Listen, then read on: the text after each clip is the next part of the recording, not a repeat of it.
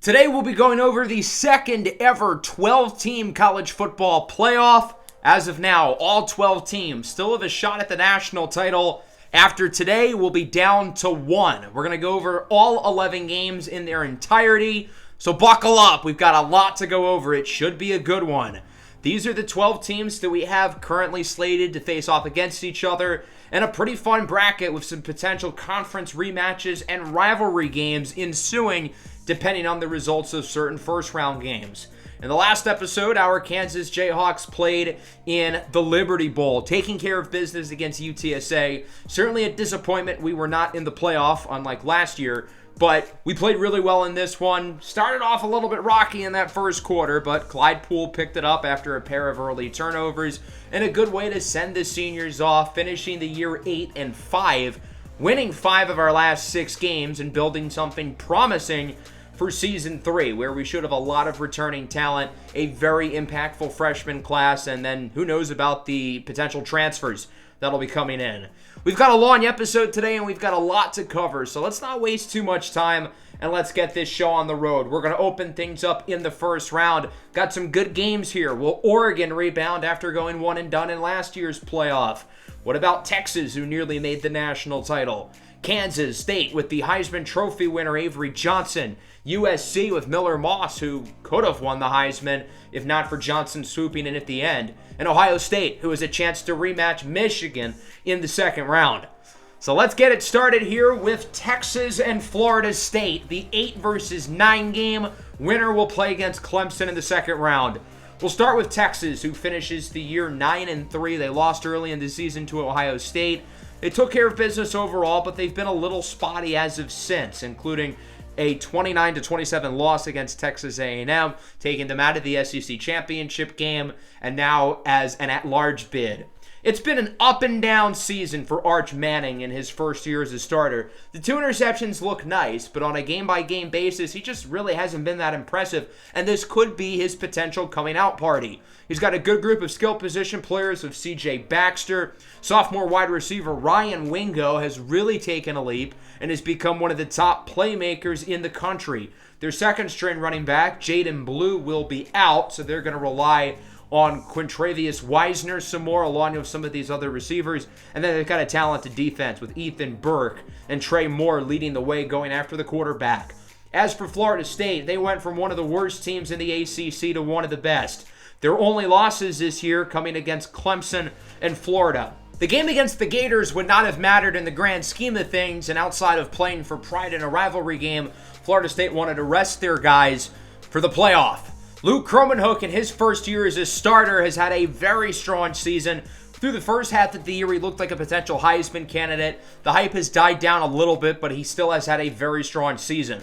Roydell Williams leads the way at running back, and a pretty talented defense featuring potential first-rounders and edge rusher Patrick Payton and cornerback Azariah Thomas, amongst others. So let's get it started. Florida State will open up with the ball. I'm excited to see what Luke Kromenhoek is made of as he looks to throw it here on first down, and he's intercepted.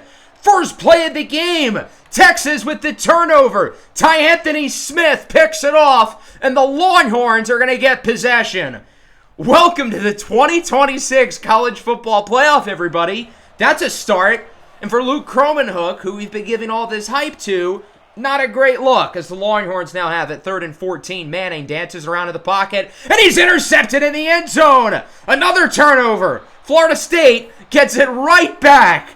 A disastrous start for these two offenses. It's a holding penalty on the offense, so it will ultimately be declined. Conrad Hussey, the junior safety, is the one with the interception. Florida State gets it back. 3rd and 10. Kromenhoek lobs it up. Downfield, wide open. It's going to be a touchdown for the Seminoles. A long one. It's a 63-yarder for Darnell Lee. And our first touchdown of this year's playoff goes to Florida State. Lee was open up the seam. He burns by the Texas safety. It's 7-0 Florida State. Longhorns back with it. Arch Manning, play action, under pressure, and he is sacked. It's Shaheem Brown, the senior safety, a team captain and projected day 3 pick, in on the sack. And here on 4th down, Texas will look to punt it. But wait! There's a flag! It looked like a Florida State defender hit the punter. So now the question is, Is it running into the kicker or is it roughing the kicker? Because there's a big difference. And unfortunately for Florida State, they're going to call roughing, which means Texas gets an automatic first down. A boneheaded penalty on James McKinney, the freshman. And so Texas now gets new life here offensively. Arch Manning on third down, under pressure, and he is sacked on the play by Patrick Payton, a projected first rounder coming off the edge. Somebody who's had a great senior season for the Seminoles, as Florida State would get it back, marching down the field early in the second quarter. What a dot from Crowenhook into the end zone for a touchdown to Jerron Langston. Florida State adds to the lead. It's now 14-0, and now Texas really has to get it together. It's 3rd and 13. Here is Manning under pressure, sacked again. Another sack for the Florida State defense, already their 5th of the game. It's Marvin Jones Jr., another projected day 3 pick. Let's bounce forward a little bit to the upcoming Texas drive. They've moved it down the field well, but it's a 3rd and 4. Here is Arch Manning under pressure, sacked again. Pat Payton with his 2nd of the game and his 6th already for the Florida State defense. Texas's offensive line has no answer for these guys. Here's the kicker, Will Stone, on from around 50. It is up, it is through, and Texas is on the board. It is 14-3. That'll wrap up the first half. Other than that opening play with the interception, it's been all about the Seminoles. Arch Manning has been sacked 6 times. He has had absolutely no time to throw the ball, while Luke Crowenhook has been pretty solid. 2 passing touchdowns since the interception. Texas still has time. They're only down by 11, but they've got to get it together. Manning looking deep. He's got his man! Matthew Golden from 80 yards down the field, and Texas is right back in it. What a start here to the 3rd quarter for the Longhorns. Matthew Golden with an 80-yard touchdown reception from Arch Manning, and the Longhorns are within 1 possession. It looks like this game is about to get interesting. Texas would go for and miss the 2-point conversion, trying to make it a field goal deficit, but it stays within 5. Crowenhook on first down on the run with a huge throw and a nice play after the catch into the red zone. It's Darnell Lee who had the long touchdown earlier, and they've now got it at the 10. On first down with 6 minutes to go in the 3rd. Crowenhook gets it to the junior, Jalen Lucas, with space to the right side. He's into the end zone for a Florida State touchdown. An answer by the Seminoles as they add to their lead. Texas back with it. That one is caught in the end zone, but out of bounds. An unlucky break for the Longhorns. I think that was Ryan Wingo, the standout receiver. And now it's 3rd down and 9. Manning looks to throw it, and it's broken up in the secondary. Texas will elect to kick. It should be a fairly easy kick for Stone from 34 yards out. Looking to cut the deficit within 9. Kick is up, and it is through. I think right now Texas is regretting that 2-point conversion attempt because otherwise they would have had it within 1 score. They will get it back here for the 4th quarter, though. It's on 3rd and 8. Manning, pump fake. He'll go short. It's Baxter with space to the left side. Gets the first down past the 50. A nice gain there for the Longhorns, which would lead to another field goal. Will Stone made one earlier from 50. This one from 50 again. It's no good! A huge miss for Texas because it'll remain a 2-score game. They could have brought the lead within 6 had that kick gone through. But now Florida State holds on to their multi-possession lead, and they are in the driver's seat here the rest of the way against the Texas team who was unfinished business. They made it to the semifinals last year in the playoffs, losing in overtime to our Kansas Jayhawks. And it looks like the clock might have struck midnight for the Longhorns. Jerron Langston, a 67-yarder to the crib. Wearing number 25 as a wide receiver is ugly, but we'll roll with it. Florida State would miss the 2-point conversion attempt with Williams, so it remains a 2-score game. I guess there's a little bit of copium left in the tank for the Longhorns. 3rd and 11, Manning under pressure. He is sacked. Florida State's first sack of the second half after all of those sacks in the first half. Sean Murphy, the junior linebacker, makes the play. And with 4.5 minutes to go, there's not really enough time to try to hope for a stop. So they've got to go for it, even though it's a 4th and 23. Arch Manning hoping for a prayer. Backs up, has time, and it's intercepted! Azariah Thomas, the projected first-round corner, makes the play, and that might be it for Texas. Thomas, a very talented cover corner, currently slated to go towards the end of the first round. is the one who makes the play. Florida State in the red zone looking to add to their lead. 2nd and goal. Here's Roydell Williams powering through defenders. What a run by Williams. He's in for a score. And so Florida State puts Texas to bed. 34-12, your final. This is a big win here for Florida State because even though they went through their schedule pretty easily for the most part, the question with them is how they are able to handle good teams. When they played against Clemson earlier in the year, they stayed in the game, I guess, but they lost that one fairly comfortably. So to blow out Texas here at home is a big statement, and Clemson better be ready for that rematch in the quarterfinals at the Orange Bowl, which is almost kind of like a home game for Florida State. Clemson wanted to pick the bowl venue closest to them as the number 1 seed, but it's closer to the Seminoles, if anything. A pretty good game from Luke Cromanhook, aside for the interception. Roydell Williams was solid with some big plays by the receivers. The story of this game was the defense, particularly the pass rush. Marvin Jones was impressive. Patrick Payton was impressive. Azariah Thomas looked the part of the first rounder. As for Texas, Arch Manning wasn't horrible. He did throw for 360 yards, but he did have the 2 interceptions. Granted, one of them was on a 4th and 23, but even though he didn't have a great game, I don't think he's the reason why they lost either. The offensive line and the defense did them no favors. And so Texas, after winning a pair of playoff games last year, doesn't win any this year. As that brings us to our second matchup. SMU heads to the Shoe to face off against the Ohio State University with a chance to rematch against Michigan in the second round. We'll start with SMU, who I'm surprised got into the playoff, losing 4 games in the ACC. They started the year 2-4, albeit with a really close loss against Clemson, but it didn't look like they'd get back into the playoff until they had their win streak. Their first 5 games were against scrubs, to be nice. None of those teams are bowl eligible, but their win against Miami was a statement win because the Hurricanes would have been in their spot had they won that one, and SMU ended up blowing the doors off of Miami. Preston Stone coming off a very solid season, 32 touchdowns, just 5 interceptions. Ashton Kozart, the transfer from Oregon, had a terrific season on the outside at wide receiver. And the defense has some playmakers, Cam Robinson and David Abiara, both with 8 sacks, both being looked at as potential NFL draft prospects.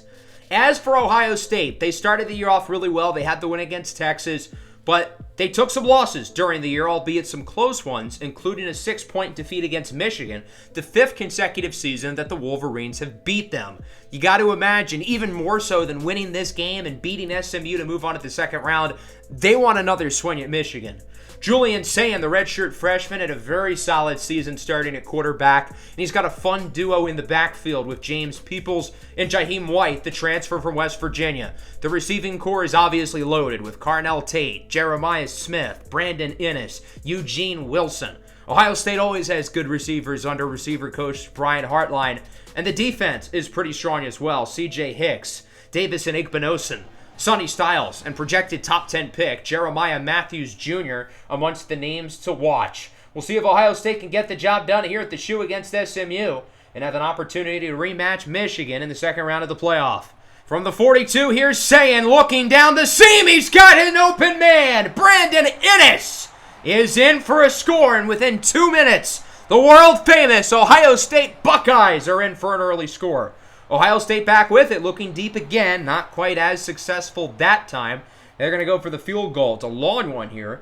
54-yarder for Jaden Fielding, looking to make it an early 2-score lead. The kick is up on its way, and it is no good. It'll remain a 1-score game, and we'll see if SMU can respond. If we go back to their playoff loss last year against our beloved Jayhawks, part of the reason why SMU lost that game is because they started slow. Cannot afford to do so again, but that won't help. Broken up by the linebacker, Sonny Styles, and they're going to go for a field goal here. This is a 59-yarder for Colin Rogers. He is a pretty good kicker, but this would take a lot. It is up. It is good! Rogers nails it from 59!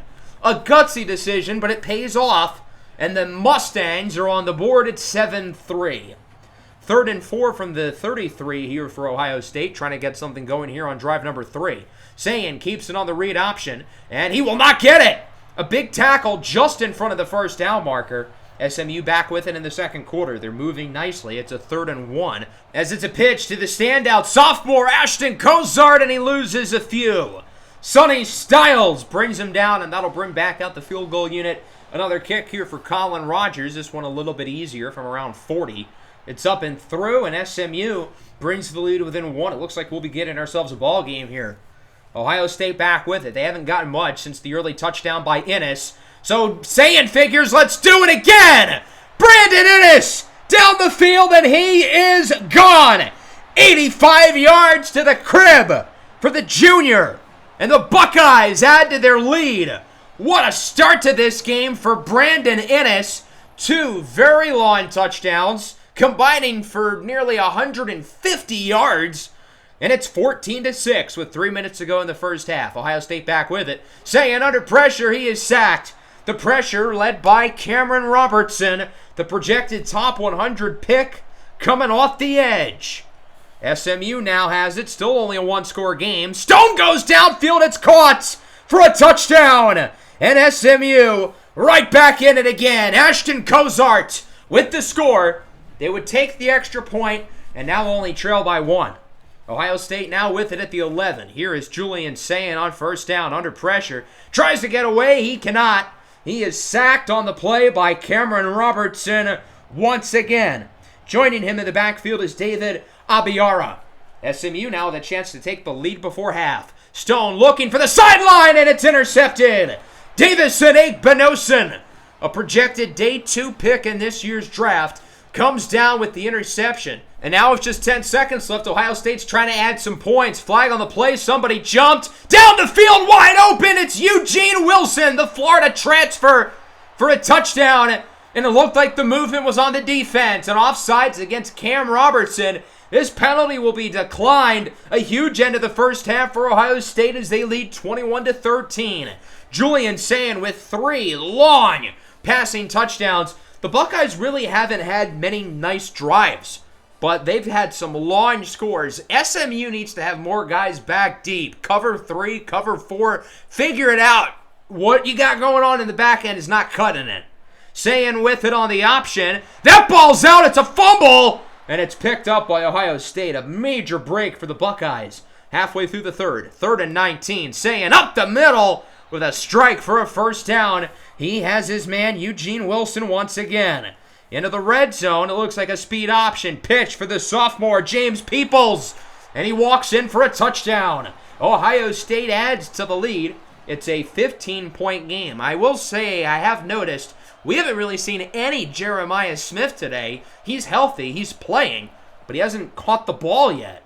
Stone on the option. Keeps it and gets wrecked in the backfield. Davison Benosen, who had the interception earlier, leads the way with Joshua Mickens. And it's now 3rd down and 15. Stone looks to throw it, looking downfield, and it is caught for a first down. Nice throw and catch by the Mustangs to get a strong gain there. Cozart was the one who hauled it in. Stone on this play is intercepted, and that's how the drive comes to an end. Calvin Simpson Hunt with the interception, and Ohio State gets it back. The defense's 2nd interception of the game. Late in the 3rd quarter, 1st and 18. Peoples to the right side has space. 1st and more. Down the field, inside the 40. A huge run for James Peoples, who's been the less efficient of Ohio State's 2 backs with him and Jaheim White. But Peoples is the guy who's really stood out today. Ohio State will kick a field goal on that drive. They're now up by 18 in clear control. Preston Stone trying to get something going. And when the wide receiver has nobody within 20 yards of him, well, that's a good way to get things started. An 82-yarder for Jamarion Carroll, and it is now a 2-possession ball game. As bad as SMU's defense has been in the back end, it hasn't been that bad. Jesus Christ, Ohio State, what was that? 35-20, Buckeyes again looking to make it a 3-score game. But Sayin is intercepted. Jalen Davis Robinson picks it off. There is light at the end of the tunnel for SMU. It's bleak, but they've still got a shot with now 3.5 minutes to go. They're moving down the field. They should be going a little bit faster, but at least for them, they're driving. Stone has an open man deep. Broken tackle, has it at the 1-yard line. A really nice gain there for the sophomore receiver, Greg Blanton. 1st and goal, actually at the 2. Stone looking to throw it under pressure, sacked on the blitz. Caleb Downs The All-American safety and projected top 10 pick makes the play. 3rd and goal now for the Mustangs with 2.5 to go. Stone, end zone, broken up, incomplete. That was Kelvin Simpson-Hunt who had the interception earlier making the play, and SMU's going to kick the field goal. Keep it as a one-score game. It's a chip shot within 30, and it is no good! Tell me how Rogers makes it from 59 but misses from like 30. So that's basically the end of the game. Ohio State would choose some clock, kick a field goal. SMU could have really made it interesting had they made that kick, and it would have been a one-score game, but they're unable to. Ohio State is moving on to the Rose Bowl as they take this one 34-20, and they will have an opportunity at revenge against Michigan. The Wolverines have beaten Ohio State 5 years in a row. Ohio State has not beaten Michigan since prior to the pandemic. That's how long it's been, but they can right all of their wrongs under head coach Ryan Day with a win here in the playoff. Pretty good game from Julian Sain. Had some big throws in the first half, but Ohio State really never had many consistent drives. They had a good game, though, from the running back James Peoples. Brandon Innes was fantastic, 4 for 167 and 2, but nothing for Jeremiah Smith. The defense had a pretty good game, sending pressure. The secondary with multiple All-American caliber players and multiple projected top 10 picks, they looked like the real deal. Preston Stone did what he could, but it was not enough. They weren't really able to get too much from most of their skill position players other than Cozart and to an extent LJ Johnson. And then the defense really wasn't that bad, but they couldn't stop the run and they couldn't stop the vertical passing game, and that was ultimately their downfall. So that's going to bring us here to the University of Southern California. USC feels like a really dangerous 6th seed. Miller Moss arguably should have won the Heisman. I thought he should have.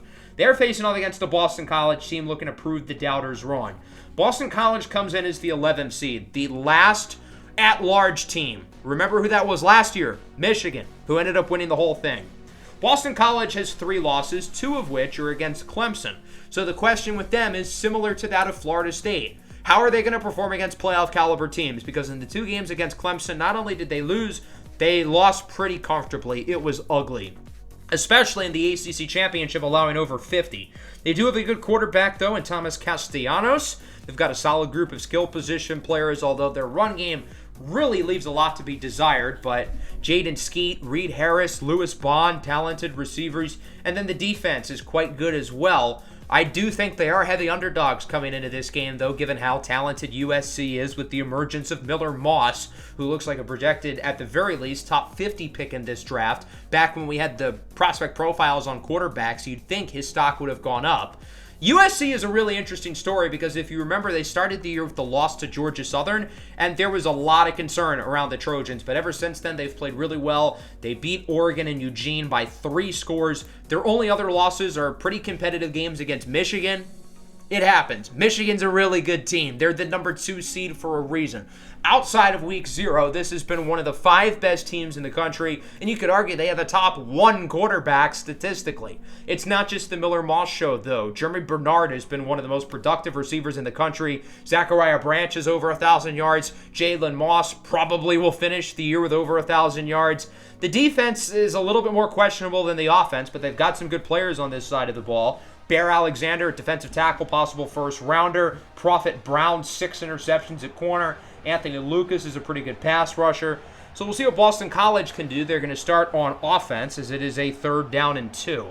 They've moved it down the field so far pretty well on their opening drive, but it'll stall as Alex Broomy loses yardage. Tremont Bridges, the senior linebacker, brings him down. Liam Connor on to kick here for Boston College. This one is from around 40-ish, and it goes through. So the Eagles strike first. They lead at 3-0.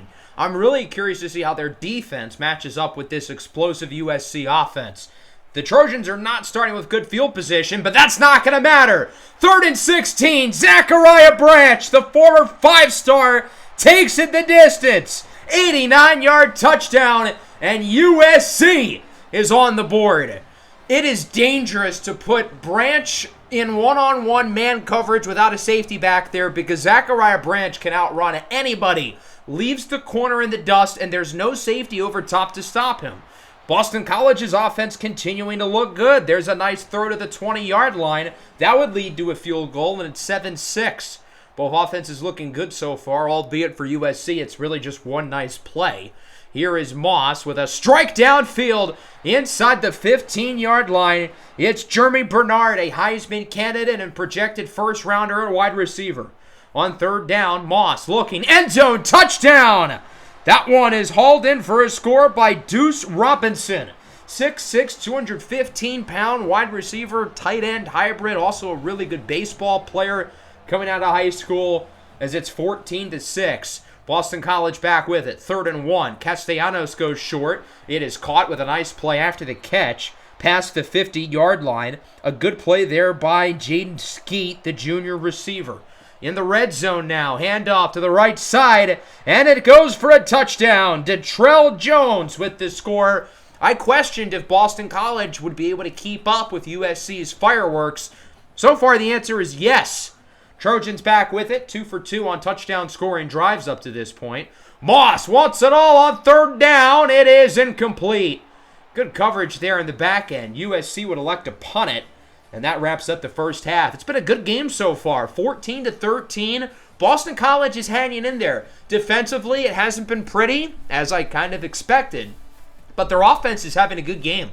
Thomas Castellanos, currently projected to go undrafted, is certainly looking to change that, and I think he's been awfully impressive here in the first half. A lot to like against a good but not great USC defense as we move into the third quarter. 2nd and 14 for Boston College. Short throw is caught with another nice play after the catch. Get these receivers space in the underneath game and let them cook. Nate Johnson with a really nice play there for Boston College. The Eagles would bring it into the red zone, looking to cap off their opening drive with a touchdown, and they do. It's a walk-in score for Jaden Skeet. And Boston College would take the lead. They would also make the 2-point conversion. An 8-point drive for Boston College, and they are now up by 7. Miller Moss on 2nd and 14. Down the field, wide open, with plenty of room to run. It's the true freshman running back, Taylor Pinto, who gets 36. Pinto has been a huge impact to this USC offense, and a guy they're really excited about for the future. Moss up the middle. He's got Branch. Whoop! Nice juke move inside the 20. 3 catches, nearly 140 yards for Zachariah Branch, and now it's 2nd and goal. Moss hands it off up the middle. It's a score for O'Neal, and USC should tie it. The senior running back, Trevion O'Neal, makes this one a 21-21 tie.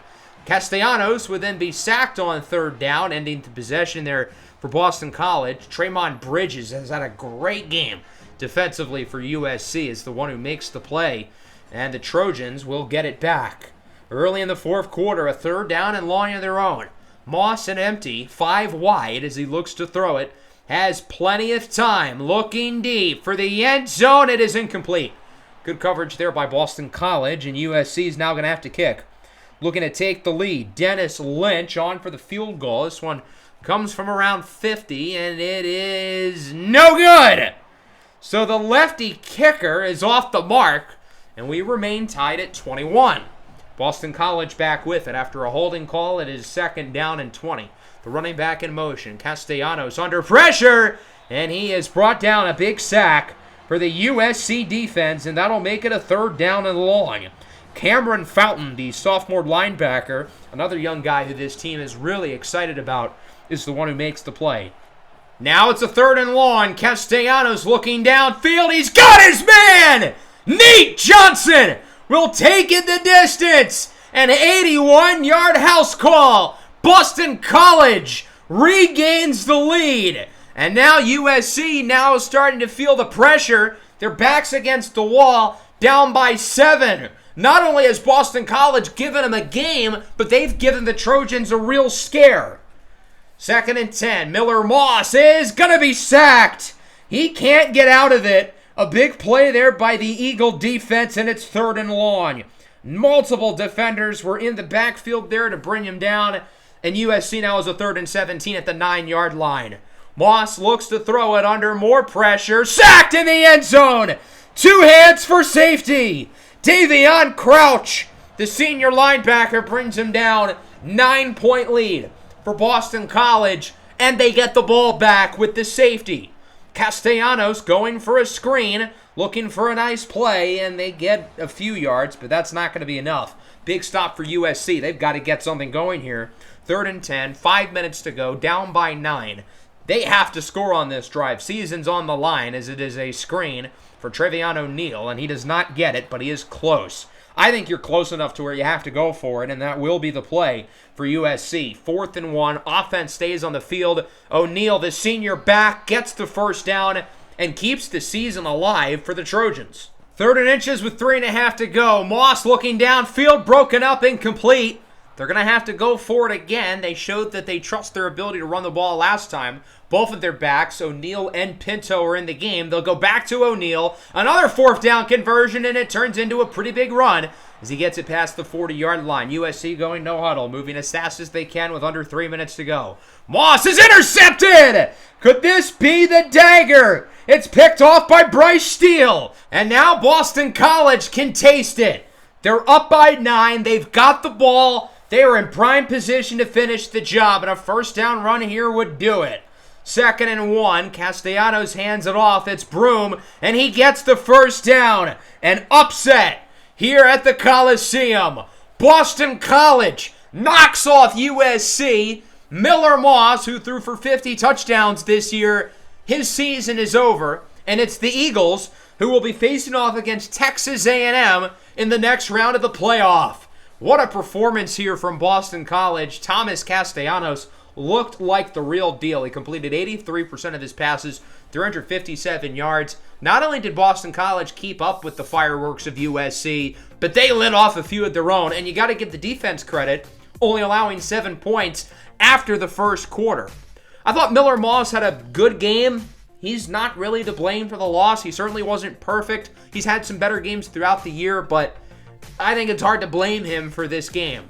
As for the receivers, it was Zachariah Branch who led the way in terms of big plays. Jeremy Bernard did catch the ball 7 times, but Boston College was able to keep him in check, not letting him get into open space, and then the defense just didn't do enough. They had a really good game from Tremont Bridges, but that was about it. Thomas Castellanos, 29 of 35, 357 yards, and 2 touchdowns. An impressive game for Castellanos, and so Boston College will play against Texas A&M for a spot in the semifinals. That should be a good game. Our final first-round matchup takes us to Eugene, Oregon. The Ducks lost last year in the Rose Bowl to Kansas. Last year was supposed to be their year. That is until we spoiled the party, and today our arch rivals, the Kansas State Wildcats, look to do the same. Kansas State blew out everybody early in the year, but they've looked vulnerable as of recent. They lost to Oklahoma State. They lost to us in overtime with a game-winning 2-point conversion by Savion Morrison, but they did take care of business in the Big 12 Championship, getting revenge on the Cowboys. Avery Johnson ended up winning the Heisman Trophy and looks like a projected top 2 pick. You can make the case for him or Cade Klubnik, number 1 overall. They'll be without their top running back, Dylan Edwards, but they do get back DJ Giddens, who has missed a large chunk of the year with an injury. They've got a solid group of receivers and a pretty good defense. The back end in particular with Jacob Parrish and VJ Payne. But it's going to be a challenge facing off against a really good Oregon team. The question with them is, would they be able to get back to the mountaintop after their ultra-talented team missed out last year? Sure enough, they won 11 games in the regular season. Dante Moore has improved so much from the beginning of the year to where he is now. And when the year started, I wasn't overly confident in him leading them far. That has changed, and he's played like one of the better quarterbacks in the country as of recent. He's got a good skill position group. Evan Stewart hasn't had the year he would have hoped for, but is still one of the most talented receivers in the country. And I like what they've got defensively. Devin Jackson, 12 sacks. Mateo Uyunglele, Corey Foreman, and Marion Winston all going after the same quarterback. 3 very talented pass rushers. And a good secondary. Certainly not the team we saw last year with a bunch of NFL draft picks and multiple first-rounders, but still a team to be afraid of as somebody who has a chance of making a run. Kansas State starts with it. We take our first look at the Heisman Trophy winner, Avery Johnson. It's a screen here on 3rd down for DJ Giddens with space to the outside as he gets the first down. Giddens, of course, did not play in their matchup against Kansas earlier in the year when we saw these guys earlier. So I'm excited to see what he can do as he's in the end zone for a touchdown. And Kansas State marches down the field on their opening possession. They lead 7-0. This team is a dangerous offense and a really good defense, but their defense did not look good on their opening drive. Oregon would march down the field and respond with a touchdown of their own. Jonah Coleman, the transfer from the rival Washington, is in with a touchdown of his own, and we are tied at 7. Kansas State back with it. Pretty slow-paced game so far. Both offenses moving methodically down the field, but it's working. Avery Johnson downfield with a strike. That goes for a nice first down. Jace Brown, the junior wideout who had a good game against our Jayhawks earlier in the year, gets it to around the 40. 3rd and 9. Johnson looks deep. He's got Brown again. Into the red zone for a gain of around 30. Jace Brown gets it inside the 10, and now we're looking at a 3rd and goal from the 8. 4:40 to go in the first half. Johnson all alone here in the backfield as he looks to throw it. Has a clean pocket, now under pressure. Hit as he throws, incomplete. Broken up in the back end, and now Kansas State will have to settle with a field goal. It's a chip shot from around 25-ish, Leighton Simmering, and it's no good! He misses it! So Kansas State held off the board in the red zone with a missed field goal. Oregon back with it. Moore's got his man! Evan Stewart! Inside the 20, and that would have gone for a touchdown had Moore put a little more, pun intended, on that pass. Jacob Parrish got absolutely cooked off the line by Stewart, and Oregon will finish off the drive with a touchdown after all. It's Justice Lowe with the score, 14-7. Dante Moore still should have been able to get the touchdown there to Stewart, but that works. They score after all, and they lead going into halftime 14-7. Again, it's been a slow-paced game. Both teams are moving the ball down the field, taking time off the clock, wearing down the opposing defenses. Oregon back with it, and it's intercepted! Moore is picked off, and there's plenty of space on the return. A pick six for Darryl Jones, and Kansas State breaks this game wide open. They needed momentum badly. It seemed like Oregon was starting to take control. They would have made it a 2-score lead likely on this drive, but Kansas State is able to tie it. Oregon back with it as it's a screen there, and it's a loss of yardage. And look at the down. 2nd and 34 with some penalties prior to the play. Oregon is backed up very far beyond the first down marker as on play action. Moore is sacked by Desmond Purnell, making it a 3rd and 43. They shockingly would not convert. Kansas State wouldn't do much on their following drive, though, and other than their opening possession, the offense has been really subpar. Oregon gets it back, marching down the field. Here's Stewart with space, waltzes in for a score, and Oregon is back ahead.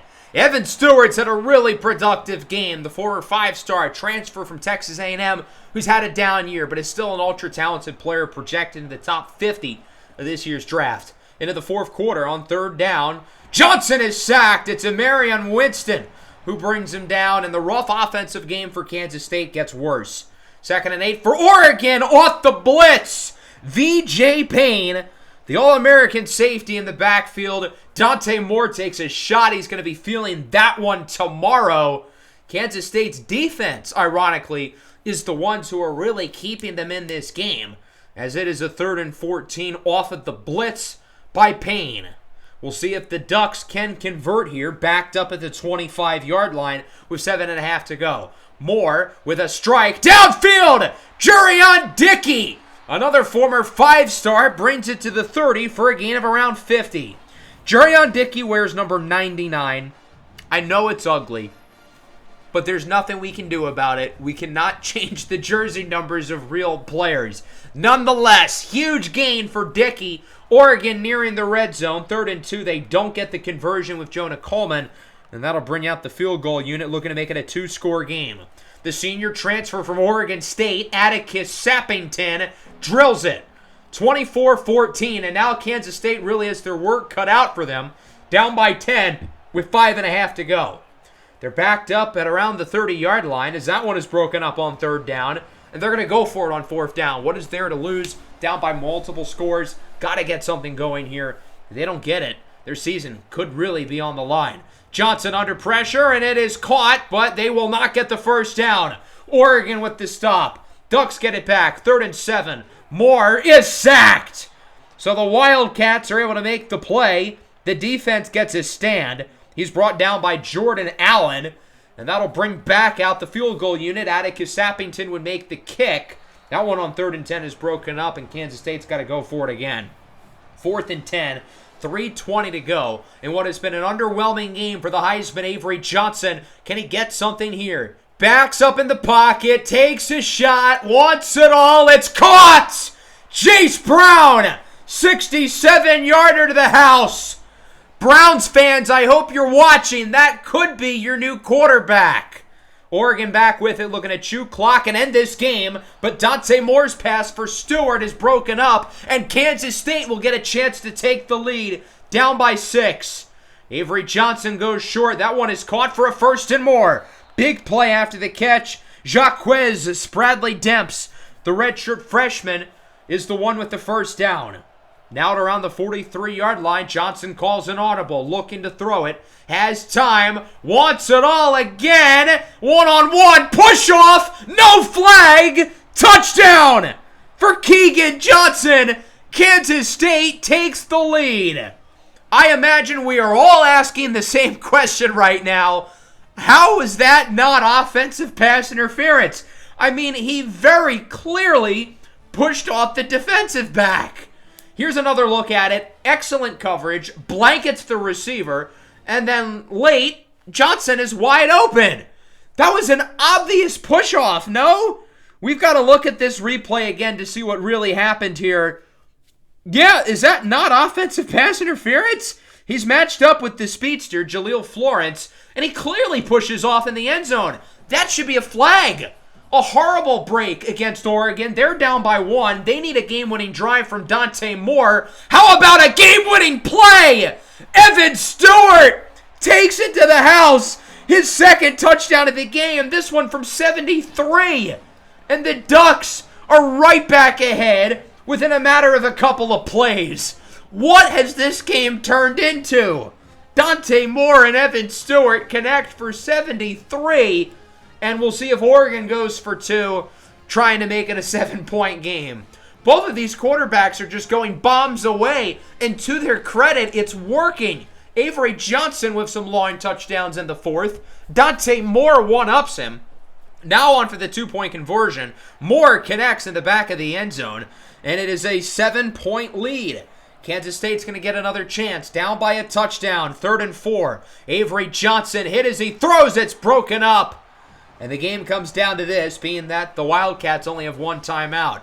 Kansas State has had the game on the line and their backs against the wall today, and they've capitalized. Can they do it again? 4th down. Johnson under pressure. This one is broken up. Incomplete. And that should do it.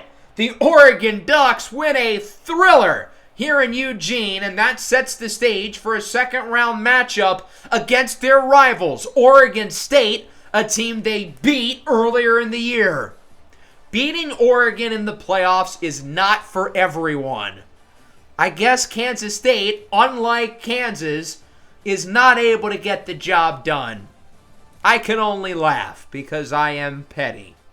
On one hand, we should be rooting for the Big 12 to do well. We want our conference to look good. We want to convince big teams like Clemson and Florida State to eventually join.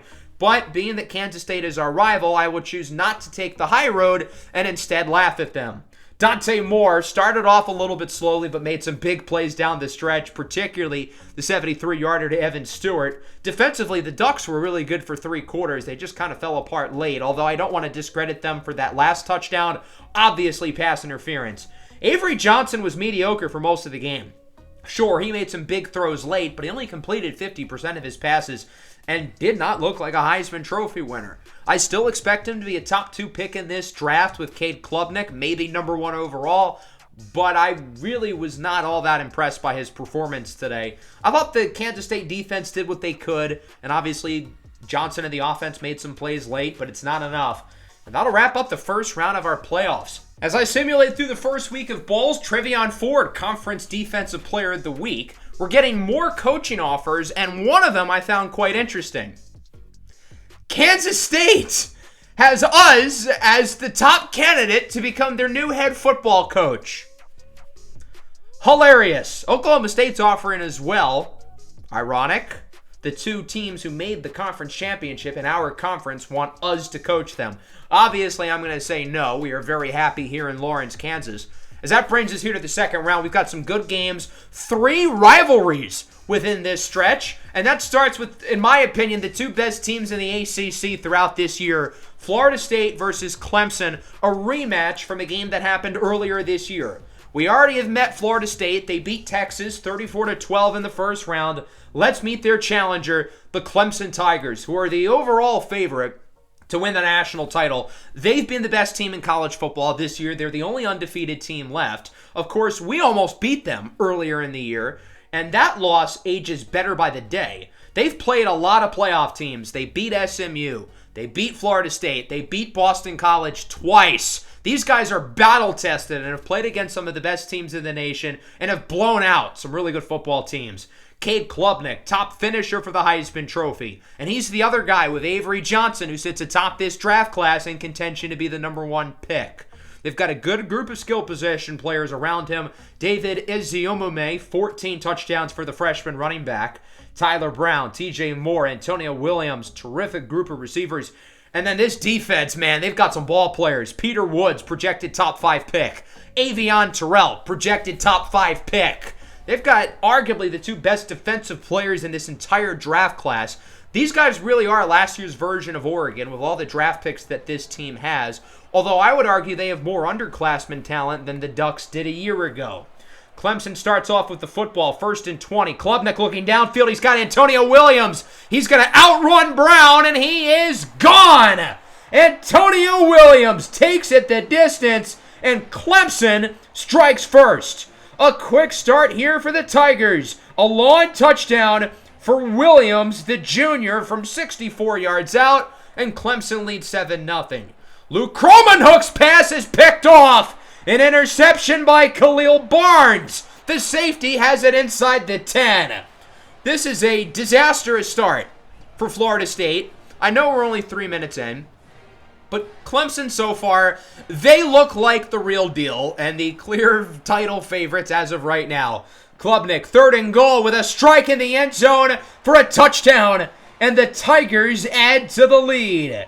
This time it's hauled in by TJ Moore, the standout sophomore who looks like a first-round pick in a couple of years from now. It's already 14-0. Florida State back with it. Kromenhoek looks to scramble on 3rd down, running for the first down. And the Seminoles are actually getting something going here on this drive. 3rd and 12. Kromenhoek under pressure from the interior of the defensive line. And he was able to get a yard there, but that's about it. TJ Parker, the junior, who had a huge game against us earlier in the year, leads the way. J.D. Gravel on to kick here for Florida State. This one is up and it is through. So the Seminoles are on the board 14-3. Still a lot of work to do though, as Clemson gets it back. Klubnik with another strike downfield. That'll bring him to around the 50-yard line, maybe a little bit past, as it is hauled in by the slot receiver Troy Stellato. Inside the 30, Klubnik, end zone. That one's going to get them to the 1. They're a little bit short as the play is made by Antonio Williams with the touchdown earlier. Klubnik in the back of the end zone. He connects for a score. This time it is hauled in by Tyler Brown. 21-3. Clemson in clear control here at the break over Florida State. This looks like even better than the first matchup earlier in the year for the Tigers when they beat Florida State 37-20. Today they've been dominant on both sides of the ball. Cade Klubnik looks like the real deal. The defense has been far better than Texas was last week against Florida State. Seminoles got to get something going here as Roydell Williams, the projected top 100 pick at running back with a strong run, the transfer from Alabama. And it will not matter because Florida State will continue to shoot themselves in the foot. It is a holding against Bach, and that'll make it a 3rd down and 11 inside the 15-yard line. Luke Kromenhoek now this time alone in the backfield, looking to throw it. Rolls out to the right. Hit as he throws incomplete. The big man, Peter Woods, with the pressure. Clemson would get it back. They would march all the way down the field as David Eziomome walks in for a score. It is 28-3. So this game is trending towards blowout status. We'll see if Florida State can make it interesting. 3rd and 1 now for the Seminoles here late in the 3rd quarter. Just trying to get something going, and it will not be on this play. Roydell Williams losing yards, a number of defenders there, including the All-American Avion Terrell, projected as arguably the top defensive player off the board, if not his teammate Peter Woods. Klubnik goes for the end zone on 3rd and 4. It's broken up. I think that was Shaheem Brown who got a hand on it. The receiver was open, but the pass was a little bit short. Long field goal now here for the Tigers. 51-yarder for Nolan Hauser. His kick is good, and it is 31-3. We'll see if Florida State can score here. They're actually moving the ball pretty nicely inside the 5-yard line, as it's a handoff here for Roydell Williams, and he is in. Chris Paul hits a huge 3 to cut the lead to 43. Williams strikes the Heisman pose as if his team isn't down by 21. Florida State would get the ball back here. 4th and 4. Cromanhook looking deep. Open man overthrown. And that'll do it. Clemson would add a field goal. They would then get the ball back and have a chance to kneel out the clock. So the Tigers are the first team to be going to the semifinals. They will see the winner of the Oregon and Oregon State game up next. Clemson had a lot of expectations here coming into the playoff. Undefeated, ranked number 1. And remember last year, similar expectations were placed on Oregon. They couldn't handle it, losing in overtime in the Rose Bowl against Kansas. That does not look to be an issue for the Tigers. They win the Orange Bowl. Cade Klubnik, 3 touchdowns. He was really good in the first half. And then in the second half, Clemson kind of took the pedal off the metal. They were up by so much. They were able to slow things down, focus on the run game. And they didn't need a whole lot out of Cade Klubnik, who looks to continue to blaze his path in what has been one of the most impressive seasons and really careers at the quarterback position in recent collegiate memory. Antonio Williams, 5 for 112 and a score. All 3 of their top receivers found the end zone today, and then the defense was as advertised. Peter Woods was quite good, even though he didn't put up the big numbers, still impacting rushing lanes. Avion Terrell was rarely targeted. Cromanhook wanted none of that. A disappointing final game for Cromanhook's sophomore season, but this kid has a really bright future and a guy who could be a top pick one day with some development. The defense for Florida State was not pretty, but you got to still hang your heads high. This team didn't even make a bowl game last year, and they really rebounded. Next up, a night game at the Rose Bowl, and not just any game. The game! Ohio State and Michigan. The biggest rivalry in college football, with a spot in the semifinals on the line. We've already met Ohio State. They beat SMU by 14. Here are the back-to-back defending champion Michigan Wolverines, who are better than they were last year in the regular season, going 11-2. They beat USC twice. Of course, they beat Ohio State for a 5th consecutive year. And that, of course, is one of the big storylines, along with Michigan looking to get the 3-peat. Alex Orji, last year's co-college football playoff MVP, had a solid season this year. Darius Taylor, in my opinion, is the best running back in the country. He scored 22 times. And their defense doesn't have the star power that it did last year with guys like Will Johnson and Mason Graham. But they've still got some pretty good players here, and it should be a challenge for a Buckeye team who, again, has lost to Michigan 5 years in a row in counting. Ohio State has not beaten Michigan since 2019, but if they can win this game, then Ryan Day might be forgiven from his sins. 2nd down, Julian Sand, the redshirt freshman, is sacked. Cameron Brandt, the sophomore, brings him down. Ohio State's going to have to punt it away here on their opening drive. Of course, they had a lot of big plays in the win against SMU, but not a lot of consistency offensively. Michigan with it, 2nd and 9. Alex Orji looks to scramble. We know he can run with it. Slides inside the 30. Orji had some big runs against us last year in the national championship in Michigan's very close win against Kansas. Orji for the end zone. An early touchdown for Michigan. Hogan Hansen, the tight end, from 22 yards out. A good start for the Wolverines. They lead 7-0.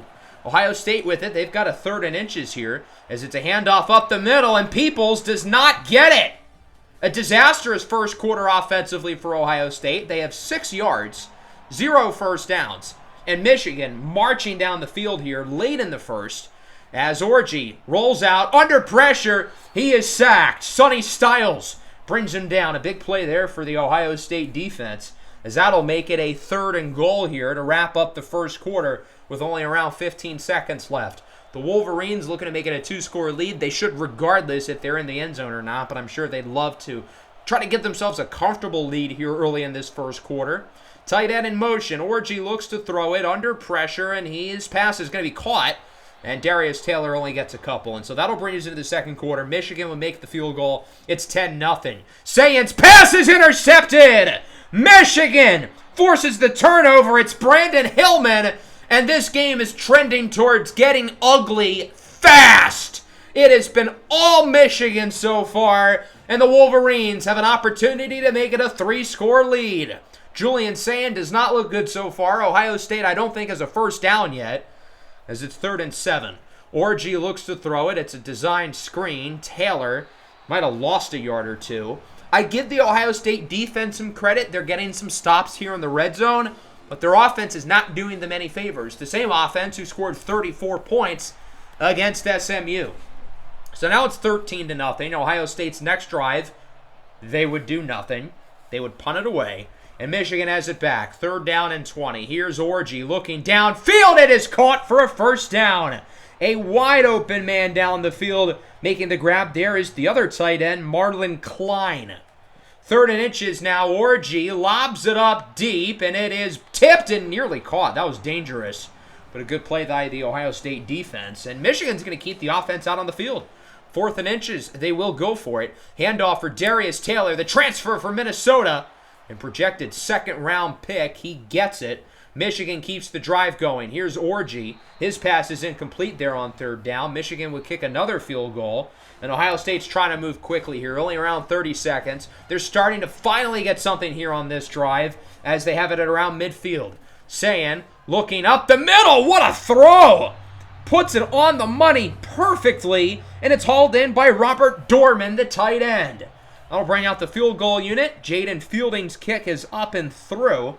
And Ohio State is finally on the board in what was otherwise a horrible first half for the Buckeyes as they trail 16-3. Michigan's defense looks just as good as they did last year late in the playoff against Kansas and Georgia. This defense had some really good games, and obviously much of the attention was on Alex Orji and Donovan Edwards, how good they were.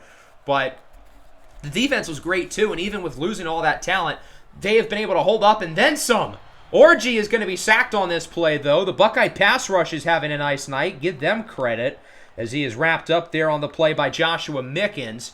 That one is going to be broken up, so the screen is unsuccessful. Ohio State gets it back. They can make it a 1-score game here with a touchdown and put themselves right back in it. Jaheim White to the outside. A big run for the West Virginia transfer as he gets it to around the 22-yard line. Ohio State's in the red zone. Their offense finally showing some signs of life. 3rd and goal. Sayan's pass is broken up. Incomplete, looking for the tight end, Dorman. So Michigan's defense holds in the red zone. Jaden Fielding returns for the field goal. Looking to make it a 10-point game. His kick is good. I want to see this Michigan offense wake up a little bit. They scored a touchdown early on their opening drive, and they've been kind of mediocre since. They've gotten points, but only field goals. Orji looking deep. There's a touchdown! And the Wolverines extend their lead as it's Tyler Morris, this senior who was wide open down the field. It's a 3-score lead for the Wolverines, 23-16. And now there's got to be a real sense of urgency at some point on offense here for Ohio State. They've got it inside the 20-yard line. Sayin under pressure, and he is sacked. Multiple defenders in the backfield there, one of them being Ernest Hausman, the defensive MVP in the playoff last year. Lugard Idukpayi was there to bring him down as well. And then on 3rd down, Idukpayi's back with another sack. Ohio State has to punt it. Michigan gets it back to start the 4th quarter. They're moving down the field nicely. They're up by 17, looking to add to their lead. As it's 3rd and 8, here's Orji under pressure. Dances around the pocket, looking to scramble with it. He's got a first down to around the 20. What a run by Alex Orji. It's now 3rd down and 12 here for Michigan. Orji under more pressure, breaks the sack from Sonny Styles and scrambles to the right. First down inside the 10. Looks like he might have taken a late hit. No flag there, and after some penalties, they're backed up near the 20. 3rd and goal. Handoff for Darius Taylor. He gets a few, and that'll bring out the field goal unit. It has been a busy day for their kicker, Dominic Zvada. He's already 3 for 3, looking to add another one and make it 4 for 4 as his kick is up and through. 26-6. Ohio State needs a lot to go their way here with less than 6 minutes to go. Here is Sayin under pressure, and he is sacked. Ernest Hausman brings him down. As good as Hausman was last year in the playoff, he was underwhelming in the regular season this year, but he's picked it back up here in the playoff. Third down, Sayan's incomplete. Now a 4th and 8. This could be it here for Ohio State if they don't get it. Sayan under pressure, looking deep downfield. It is broken up in the secondary, and that should just about wrap this game up. Michigan has been chewing clock for the last 5 minutes. Another first down ends it for good, although really they don't even need to, as Taylor does get it anyway. And that'll wrap this game up. 6 wins in a row in the game for Michigan.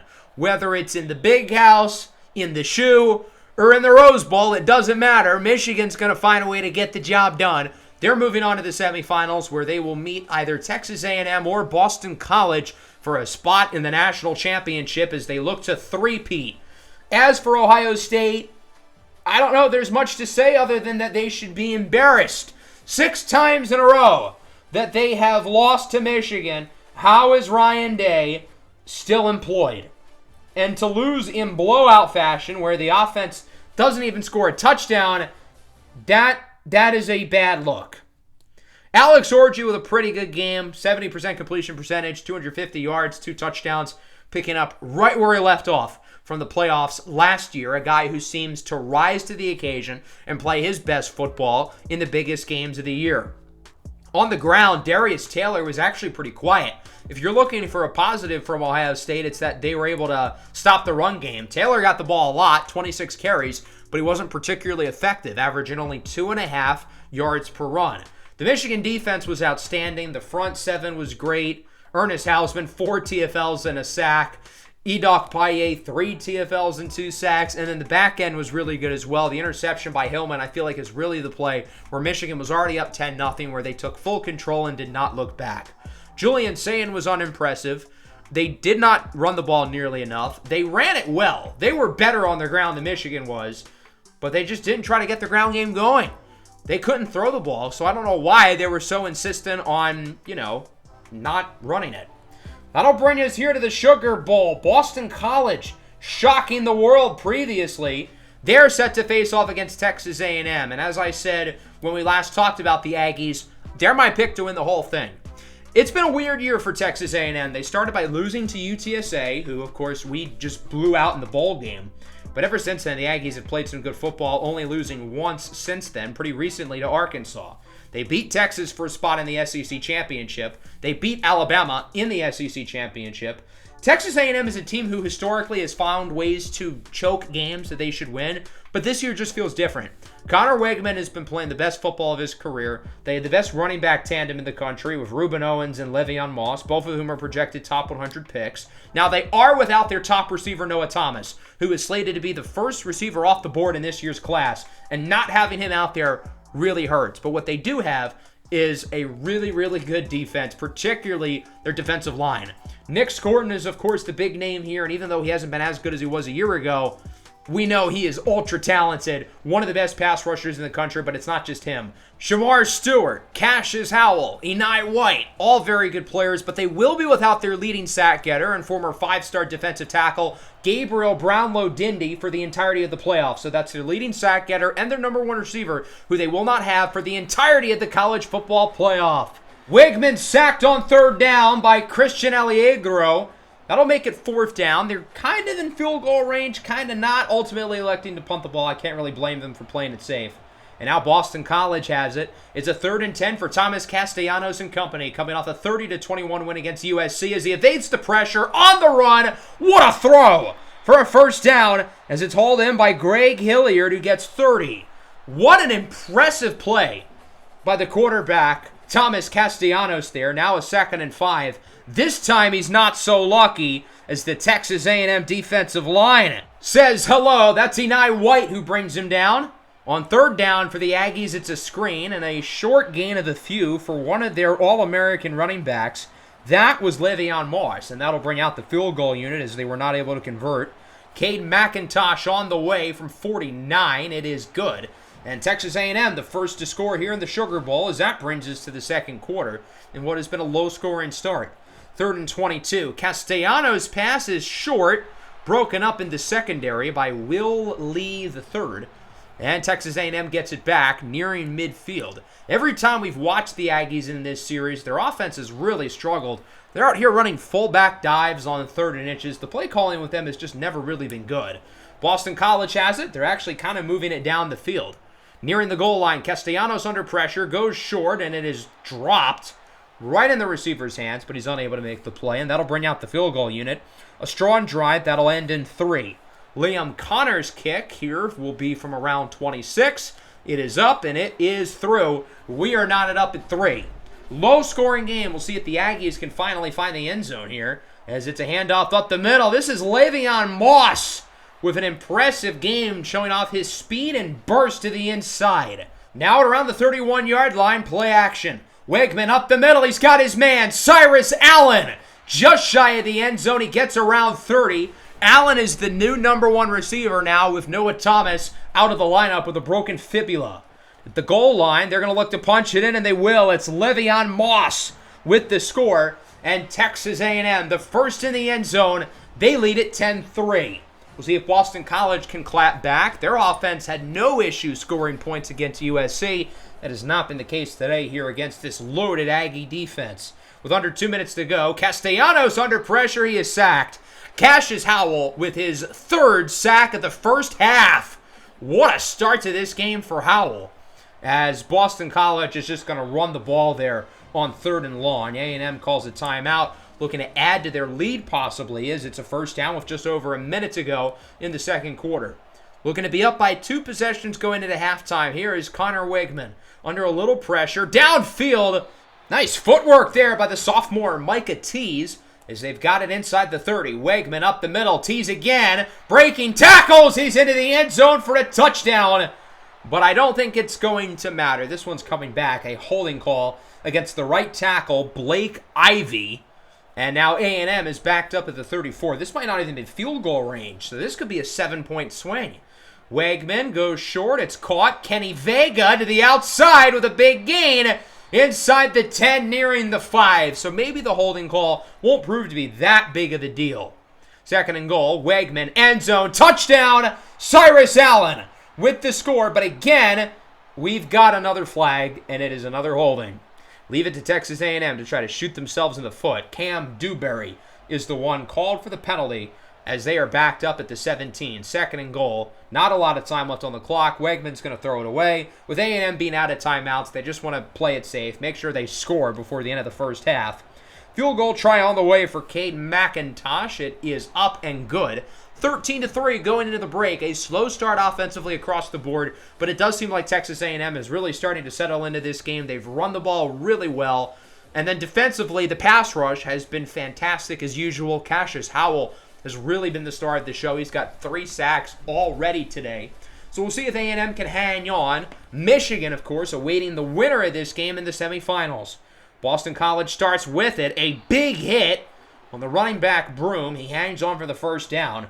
And Boston College is moving it well over these first few minutes of the third quarter. They know they've got to get something going at some point on offense. As Castellanos has space to the left side, he will look to run. Thomas Castellanos slides inside the 5. They've got to end this drive off with a touchdown, though, since Texas A&M's offense is really starting to play a lot better. Castellanos hands it off, and they are in. It's a 1-score game. Detrell Jones with the score. 13-10. The Eagles are right back in it. 3rd and inches now for Texas A&M. This time it's the other standout running back, Reuben Owens. He gets it, and he will not get the first down. It has been a great start to the third quarter for Boston College. Can they keep it going on 3rd and 7? No, they will not. Meet Nick Scorton, the projected top 5 pick with the sack. A&M's 5th of the game. Cassius Howell with pressure as well. Texas A&M has it back. It's a screen, and they will not get it. Big hit by the Boston College defense. They've got it back here. They're going to run the ball on 3rd and 9. Alex Broom with it. Does not get the first down. That'll wrap up the third quarter. Overall, a pretty good frame for Boston College. Going down by 3. Could have played better towards the end, but it's hard to be too upset. Cutting the lead from 2 scores to 1. A&M with it. 3rd and 7 up the middle. A big throw by Connor Wegman. That goes for a first down, and the offense is able to keep moving. Touchdown makes it a 2-score lead. as he will look up the middle on the crossing route. That one is hauled in by Micah Tease. He makes a nice play after the catch, nearing the 30. Wegman's really getting something going here on this drive, as he will look to throw it again on first down. Under pressure, and he is sacked. Boston College makes the play there in the backfield. Leading the pressure there for Boston College is Ryan Turner, the standout corner. Following an offsides penalty a couple plays later, it's 3rd and 19 here for the Aggies. It's going to be a pass, and it's dropped! Ryan Turner had a pick six in his hands. That would have been for the lead. Boston College does get the stop, though. Here comes the punt, and he's tackled! Oh my goodness, Boston College gets the ball past the 50. They tackled the punter. And now with a real chance to tie or take the lead. 3rd and 6. Castellanos under pressure. He is sacked. Cassius Howell has 4.5 sacks today. My goodness. And it might not matter because his offense has sucked. Another chance for Boston College. That ball goes flying on 3rd down, and they're going to punt it on 4th and 6. They trust their defense to get a stop, and you know what? I would too, because Texas A&M's offense has been really mediocre. First down from the 34. Wegman looks to throw it down the field. A big-time play to start the drive as they look to settle in, get a few first downs going. A field goal does keep it as a one-score game, keep in mind, but Wegman on 3rd down is sacked. The blitz from the defensive back, Carter Davis. Boston College's defense does their job. They've got a minute to go here on offense at their own 44. 3rd and 8. They've got all 3 timeouts. Castellanos wants it all, looking for the lead. It is broken up. Looks like the receiver had a little bit of separation, but the defensive back might have saved the game. 4th and 8, they will go for it. Castellanos up the middle. It is caught for a first down. Boston College keeps the drive going. It's Greg Hilliard. And they're not too far away from field goal range. Give it maybe another 15 yards. And I think you feel pretty good with where you're at. And they've got plenty of time. 40 seconds, 2 timeouts. Castellanos on the scramble. Gets more than 15. He gets around 20. And he's out of bounds to stop the clock as well. First down now at the 26. 38 seconds to go. Castellanos, under pressure, cannot take a sack. And he gets out of it. Escapes. Scrambles. First down inside the 10. Nearing the end zone now, they've got a real shot to win it, but Castellanos is sacked, forcing them to burn their last timeout. Shamar Stewart brings him down. 2nd and goal now. They will keep the offense out on the field, and they're going to run the ball. Okay, with 20 seconds and no timeouts, when they haven't ran the ball well at all, I can't really say I get that one. 3rd and goal now. They're just going to spike it. No funny business. I would still take a shot for the end zone, but okay, they'll bring out the field goal unit. I can understand them wanting to play it safe. Here's the kicker, Liam Connor, from 34 yards out with 15 seconds left. It is up, and it is good. Tied at 13, bearing a big play at the end of the game here from Texas A&M. It looks like we could be headed for overtime for the first time in this playoff, as Moss nearly breaks off a big one. He had room to the outside. He could have gotten more there. I feel like Texas A&M might have wasted an opportunity, and now they've got to go for the Hail Mary, or that. It's incomplete. There's still 2 seconds left. So they'll have enough time here for one more play. From the 35-yard line, it would have to be realistically at least a 70-yard pass. Wigman's got the arm talent. Can he get it there from the 25? Launches it up. It has all the distance, and it is incomplete. We're headed to overtime. 13-13 in a defensive bloodbath. We'll see which side can arise and meet Michigan for a spot in the national championship game. Texas A&M wins the toss. They want to set the tone on defense, and I do not blame them. The defense has been far better today than the offense has. Let's see what Thomas Castellanos and company are capable of. They're going to go for a run here on 2nd and 18, and they end up with a first down. Wow, what a run there by the running back, Alex Broom, who had negative yards prior to that play, and they finished the drive off with a touchdown. It's hauled in by Jeremiah Franklin. Castellanos' first score of the afternoon, and Boston College takes the lead, 20-13. Connor Wegman, it's your time to shine. 2nd and 10, breaks the tackle. A&M responds quickly. We're headed to double overtime. The score is hauled in by Kenny Vega, and we're tied at 20. A&M gets it to start overtime number 2. Connor Wegman goes short. It's caught with room after the catch. He's in. This time it's Micah Tease with the touchdown. The two quarterbacks have combined for 3 overtime touchdowns after they had 0 in regulation. Got to go for 2 here in the second overtime and beyond. Handoff. Le'Veon Moss does not get it. So the door is open for Boston College to win it here in overtime number 2. They would need a touchdown to tie. Touchdown and 2-point conversion wins for a spot at 4. Castellanos sacked on third down by Javon Thomas. The 8th sack of the game for the Aggie defense, and it comes down to this. 4th and 14. Game on the line. Season on the line.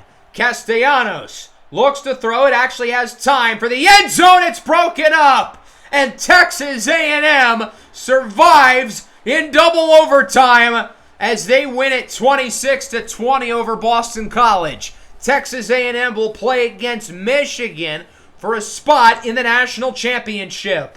Both offenses were so bad in this game until we got to overtime, where they both showed up. But it was too little too late for Boston College. Still an impressive season, a great win for USC. That should certainly help their program along.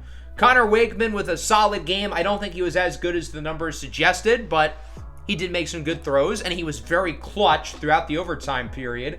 The receivers were able to step up for the most part without Noah Thomas. And then the pass rush, my God. This is the only reason why A&M won. They had 8 sacks in this game. Their front unit was unbelievable. Howell with 4 TFLs and 4 sacks. Nick Scorton made some plays. Shamar Stewart made some plays. Thomas Castellanos had no time to throw it, so all things considered, he could have played a far worse game, leaving Boston College as one of the more accomplished players in program history. So A&M makes it to 4, and of course, last year was all about the Cinderellas. If you remember in the second round, only one of the teams who got a bye, Georgia, ended up winning their game, and they lost in the semifinals anyway. The national championship was between the 9th seed Kansas and the 11th seed Michigan. Well, this year, that will not be the case. There's only 5 teams left, and they are the 1st, 2nd, 3rd, 4th, and 5th seeds. Let's take a look at 4 and 5. Oregon versus Oregon State. Who will join the top 3 seeds in the Final 4? Oregon and Oregon State already played each other this year. The Ducks won that one, and what ended up being a pretty close game in Eugene. They only won it by 5.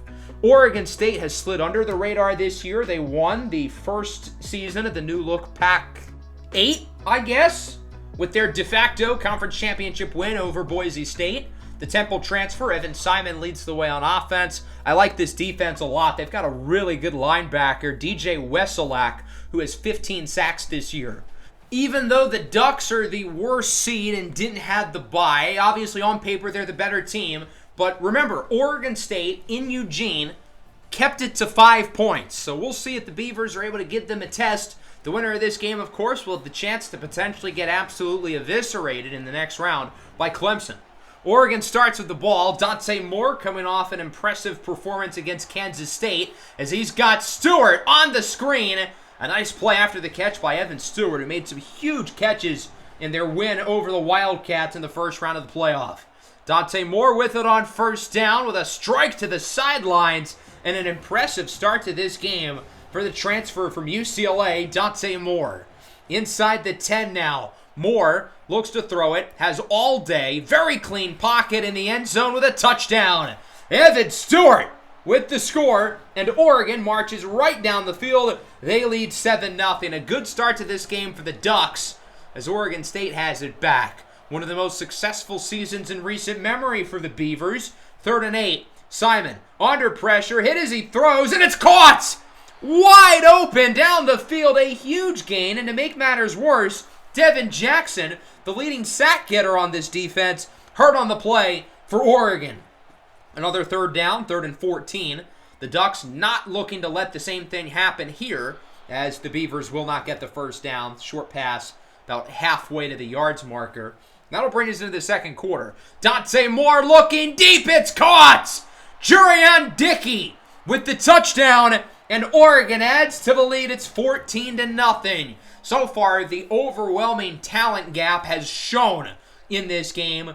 Beavs back with it, 3rd and 13. Simon has all the time in the world, and it's eventually caught. Huge gain after the play as well to the 35. That's Jeremiah Noga with the reception. So now Oregon State has it inside the 40. 3rd down and 13. It is caught. What a grab for the first down. Zachary Card, the sophomore who had a big season offensively for Oregon State. Here's a short slant. Noga breaks the tackle and he is gone. Oregon State's going to make it a game. Jeremiah Noga, the standout senior who's had a big year of his own, makes it 14-7. Beavers back with it after a stop defensively. Here's Simon under pressure, and he is sacked. The pressure led by Mateo Uyunglele, the standout junior. Of course, his brother, DJ Uyunglele, the former Oregon State quarterback. And it's now 3rd and 17 at the 17. Simon looks to throw it up the middle. It's caught with space, and they will get the first down. A nice play there after the catch as it's hauled in by, once again, Jeremiah Noga. There's another sack, though, and Marion Winston brings down Simon for a loss of yardage on 3rd down. Oregon State punts it. Ducks get it back.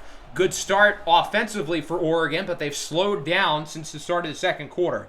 Moore with a big throw up the middle, and that'll bring them inside the 5-yard line as that one is hauled in by the redshirt freshman Ryan Pullum, who looks to be a big piece of this offense going forward. 20 seconds to go. Moore, short throw. It's caught in the end zone for a touchdown by Noah Whittington, the former Western Kentucky running back who has shared backfields with guys like Jonah Coleman, and the year before that, Jordan James, and the years before that, Bucky Irving. 21-7 lead for Oregon. They've been the better team for sure so far, but Oregon State hanging in there. It's still a game. We'll see if Oregon can take control in the 3rd. That is not how you do it. A loss of 5 on the run. That one was Jaden Lemar losing all that yardage. And now Oregon State has it. 3rd and short. They're going to go with a run. Hankerson gets nothing. It's been a defensive 3rd quarter. Oregon now looking for some points. It's a screen for Dickey, and he gets it to the 15-yard line. A big play there by the sophomore. And now it's a 1st and goal at the 2. Dante Moore looks to throw it. Corner of the end zone. It's caught for a touchdown. And the Ducks add to their lead. Evan Stewart, his 2nd of the game. Dante Moore's 4th. And it is 28-7 into the 4th quarter now. 3rd and 1. Simon, no time to throw it. He is sacked. Mateo Uyunglele with his 2nd of the ball game. Oregon State would punt it, but it wouldn't take too much longer for them to get it back. 7 minutes to go. 2nd and 10. Simon looks to throw it under more pressure, and a big hit jars the ball out. It's a fumble, and it's picked up by the defense. The big fella on the recovery with a nice return. It was forced out by Kamari Terrell and recovered by Terrence Green. Oregon in the red zone looking to add to the lead. Moore scrambles around. It's caught. His 5th passing touchdown of the game. Jurion Dickey. He is doing the gritty. His 2nd touchdown of the game. And it's 35-7. This one looks all but over now.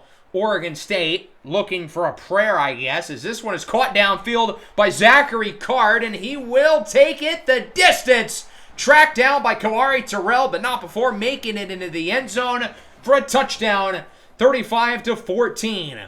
Oregon looking to end the game here, but they do have to punt it, and it's a fake! What a troll.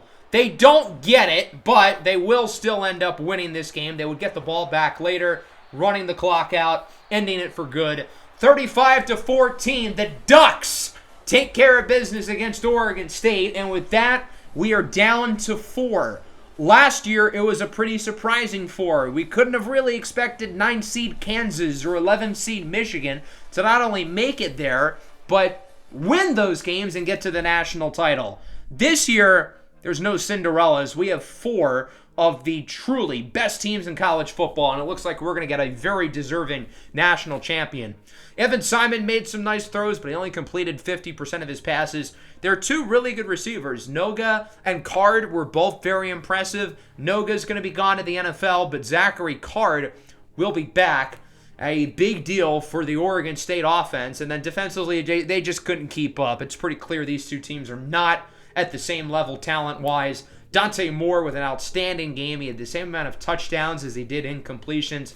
It just looked pretty easy out there for him. But it's going to be much tougher playing against Clemson in the semifinals.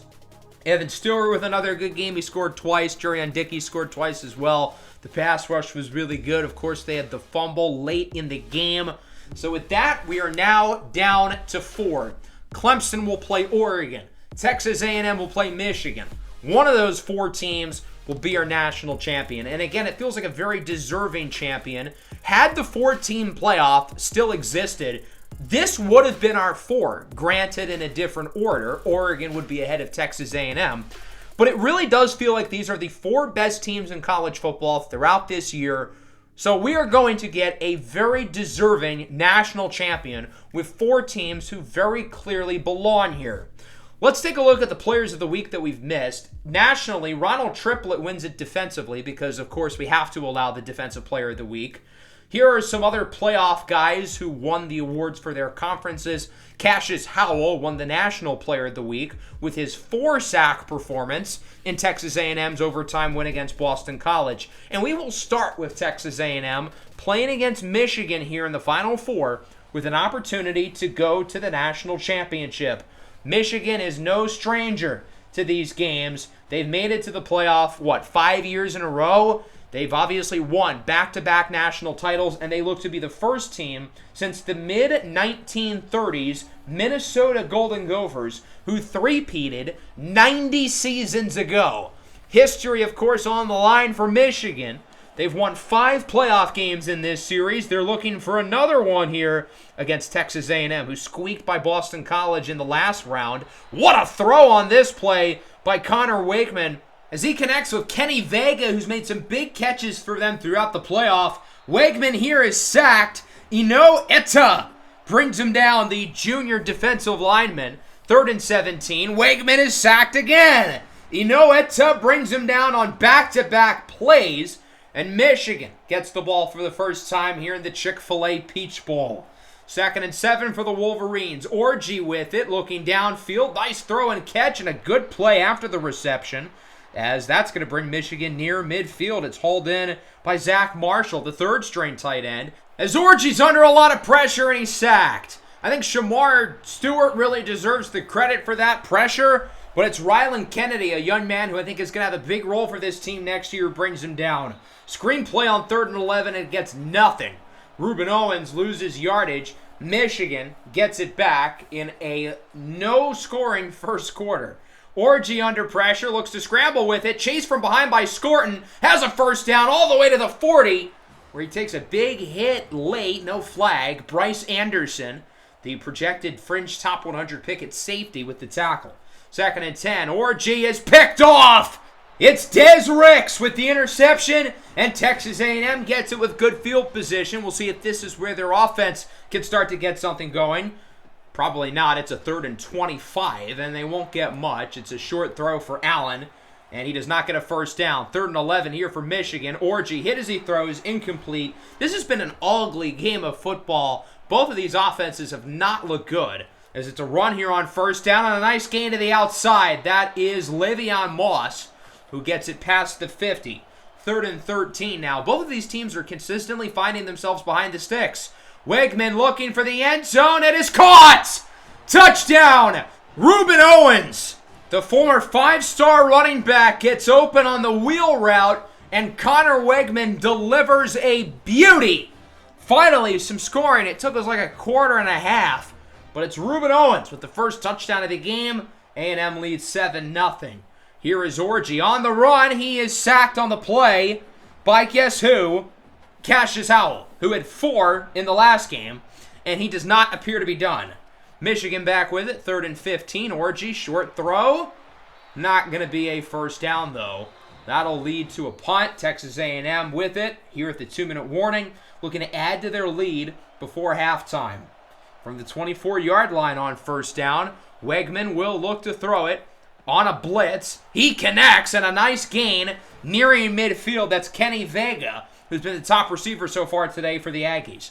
3rd and 5. Wegman up the middle. First down. Broken tackle by the tight end, Donovan Green. Now at the 34-yard line, under a minute left in the half. Wegman under pressure with another nice throw up the middle inside the 15-yard line. This time it's hauled in by Tees. Everybody's getting involved here. 2nd and 22. It's tipped and picked. Not a good throw, but not really his fault it was intercepted either. The play is made by Brandon Hillman. He had the interception against Ohio State and gets one here. On one hand, again, that was not a good pass, but tipped, intercepted, bad luck. 7-0 at the half in what has been a defensive battle. The only touchdown, a launch score by Reuben Owens. Otherwise, neither offense, especially Michigan, has really gotten anything going. This is not the Alex Orgy that we saw against Ohio State. This is not the Alex Orgy that we saw last year in the playoffs, but his defense is keeping him in the game. 2nd and 9, under pressure, he is sacked. Cassius Howell has been unbelievable in these playoffs. He now has 6 sacks total. Somebody's draft stock is going up. Connor Wegman with it on 1st down. That one is caught. A nice grab to keep the chains moving. I think that was Cyrus Allen with the reception. Wegman on 3rd and 10 goes short. That is not going to be enough for a 1st down, but they are very clearly in field goal range and should be able to add to this lead. Caden McIntosh on to kick it from around 39. It is up and good. 10-0 lead here for Texas A&M. There's got to be a sense of urgency at some point for Michigan, right? Short throw, Orgy, 1st down and then some. A big play after the catch by Tyler Morris, who gets the play there for Michigan. On 2nd down, Orgy's intercepted. Will Lee the third picks it off for the Aggies with a big return as well. Gets it to around the 30. Orgy was looking for Samaj Morgan. I feel like I haven't said his name at all. They've got to get him more involved. Morgan, of course, had the game-winning touchdown in the national championship against Kansas last year.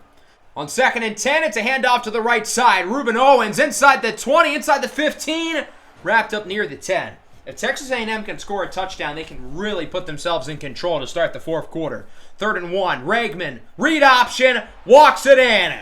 Touchdown, Texas A&M. Connor Wegman with the head tap, cradles the baby. 17-0 lead for the Aggies, and Michigan's got to get moving. But it's intercepted again! Des Ricks, his 2nd of the game, and it is falling apart. There might be an Orgy in the end zone, but it will not be Alex Orgy. What a disastrous performance from the senior quarterback in likely his final game with Michigan as A&M adds another touchdown. Now the offense is finally clicking. This is Cyrus Allen with the touchdown, puts the crown on himself. 24-0 lead for Texas A&M. What a disaster here ensuing for Michigan. Emarion Stewart, the sophomore on the return, gets away from traffic, and he looks to take it all the way. Can he outrun these last defenders? It looks like he will. A 98-yard kickoff return, and finally, Michigan has points. It's not an offensive touchdown, but at this point, they'll take it. Going to try to make it a 2-possession game here with a 2-point conversion, currently trailing by 18, as it is caught. Orgy's pass makes it 24-8. Still an uphill battle for Michigan, but at least they're finally starting to climb the hill. With 6 minutes to go, Wegman up the middle. What a throw and catch. It's Cyrus Allen who had the last touchdown. Now with 5 minutes to go, 3rd and 7, any form of score probably puts the game out of reach as it's broken up, incomplete, pressure led by Ernest Hausman. And that'll bring out the field goal unit. Big kick here for Cade McIntosh, looking to make it a 3-possession lead for A&M. His kick is up, a bullet, and it is through. 27-8. Michigan trails by 19 points. They need nothing short of a miracle. With a little over 4 minutes to go, Orgy looking deep. It is caught inside the 5-yard line. If he put a little more air on that pass, it's a touchdown. A 49-yarder for Frederick Moore. Can they punch it in? Orgy, play action, rolls to the left, looks to run with it, uses his strength to bully his way through. That's what Michigan needed, a quick touchdown drive, but they still need a lot more. Down by 12 as they go for the onside kick, bounces in the air, recovered by Texas A&M, and the Aggies will start this drive at the 45-yard line. We'll see if they can chew some clock and end it now before Michigan has any more chances with the ball. 3rd down and 9, 2.5 to go. Wegman downfield, it's caught. to the 20. It's Kenny Vega with the reception. A&M would be backed up with some penalties as it is a 3rd and 24. Le'Veon Moss gets around 4 or 5, and that'll bring back out the field goal unit. McIntosh looking to make it 3 for 3. It's a 49-yarder here for Texas A&M, looking to up the lead to 15 points. His kick on the way, and it is good. A productive afternoon in the office for Cade McIntosh. 30-15, Michigan at the 25-yard line. It's not looking too good for the Wolverines trying to get something going here as Orji is sacked by guess who? Cassius Howell, who has 6.5 sacks through the 2 games today. He might as well build real estate in the backfield. 2nd and 19, it's caught. Gain of 26, Marlon Klein with the reception. Following play, Orji under pressure, sacked again. Are you kidding me? Cassius Howell, 7.5 sacks through these 2 games as it's 3rd and 10 with under a minute to go. Orji looks to throw it up the middle. It is caught. Not enough for a first down. Michigan hurries back to the line as they will go for it here from the 44-yard line on 4th down and 9 with 30 seconds to go. Orji looking to throw it. Under pressure. Goes deep. It's caught by Tyler Morris. And they keep the game alive for a little bit longer. Orji up the middle. He's got Marlon Klein who gets it to the 10. This would be really climactic if it was a 1-score game, as Michigan will not get back to the line of scrimmage in time, and that's going to do it. Texas A&M is going to the national championship. They defeat Michigan 30-15, and we will have a new champion. There will be no three-peat for Michigan, who's won it 2 years in a row, but it's not going to happen here in 2026 with a big performance from Connor Wegman. There was no offense to speak of through 3 quarters. It was 10-0. And then both offenses entered out of the woodworks in the 4th quarter. Could this be a sign of things to come offensively for Texas A&M, who really had struggled on offense other than the overtime period until that 4th quarter? Alex Orji was not good today, but we also have to remember Orji's overall body of work. He was excellent in all 4 playoff games last year for Michigan. He was excellent against Ohio State. Alex Orji's 5 playoff wins are the most by a quarterback ever. The more you think about that stat, the less impressive it gets. But still, his track record in the playoff speaks for itself. Solid game from Connor Wegman. Ruben Owens made some nice plays, including that big touchdown. The other receivers were all pretty good. They're adapting with life without Noah Thomas, and they're also adapting without Gabriel Brownlow-Dindy. Cassius Howell leads the way again, 3.5 more sacks. So Texas A&M is going to the national championship. There will be a new champion this year. Could it be A&M or could it be one of these 2 teams? Oregon and Clemson. The Ducks just beat their rivals, Oregon State, while Clemson beat a familiar foe of their own, Florida State. Both teams winning in blowout fashion, looking at a face-off against A&M in the national title. Will Clemson continue their undefeated season, or will Oregon continue to get vengeance for their loss in the Rose Bowl to Kansas a year ago? Clemson starts with it. Klubnik under pressure, and he is sacked. Corey Foreman, the 2-time transfer, who's turned into a huge rotational piece for this Oregon team, brings down Klubnik. With Oregon now having played against both of the candidates to be the number 1 pick, Avery Johnson and Cade Klubnik, it should be an interesting comparison as he connects with Nate Wilder, the freshman tight end, with a huge 3rd down conversion, keeping the chains moving for the Tigers. 2nd and 7 now. Klubnik and Clemson rocking their purple uniforms. Up the middle, caught, broken tackle, inside the 15. That's Antonio Williams, who had a really nice game in the first game against Florida State. In the red zone now, we'll see if Clemson can punch it in. Klubnik looks to throw. Short pass is caught for a touchdown. The first score of the game hauled in by Tyler Brown. Clemson marches down the field to start this one, and they lead 7-0. Oregon with it. Here's Dante Moore under pressure, and he has brought down the initial pressure led by Peter Woods. The projected top 5 pick could be the top defensive player off the board, if not, of course, his teammate, Avion Terrell. 3rd down now for Oregon, 3rd and around 12. Moore looks to throw it, looking downfield. It is caught. Jurion Dickey to the 30, where he's wrapped up by the aforementioned Avion Terrell. Oregon now with it in the red zone at around the 4-yard line. It's Jonah Coleman breaking tackles in for a touchdown. And so Oregon responds with a touchdown of their own. And we are tied at 7. Clemson back with it. We'll see if this game is more of a track meet on offense. Very unlike the last game between Texas A&M and Michigan. Klubnik up the middle, downfield, wide open. TJ Moore will take it the distance. 77-yarder. Clemson regains the lead. It's 14-7. A big play from TJ Moore, the sophomore, who we talked about in the last game. Has been such a huge piece of this Clemson offense. Oregon back with it. It's Coleman who keeps it himself. He's got plenty of space. Stiff arms Terrell and is out of bounds past the 30. A big start for Jonah Coleman.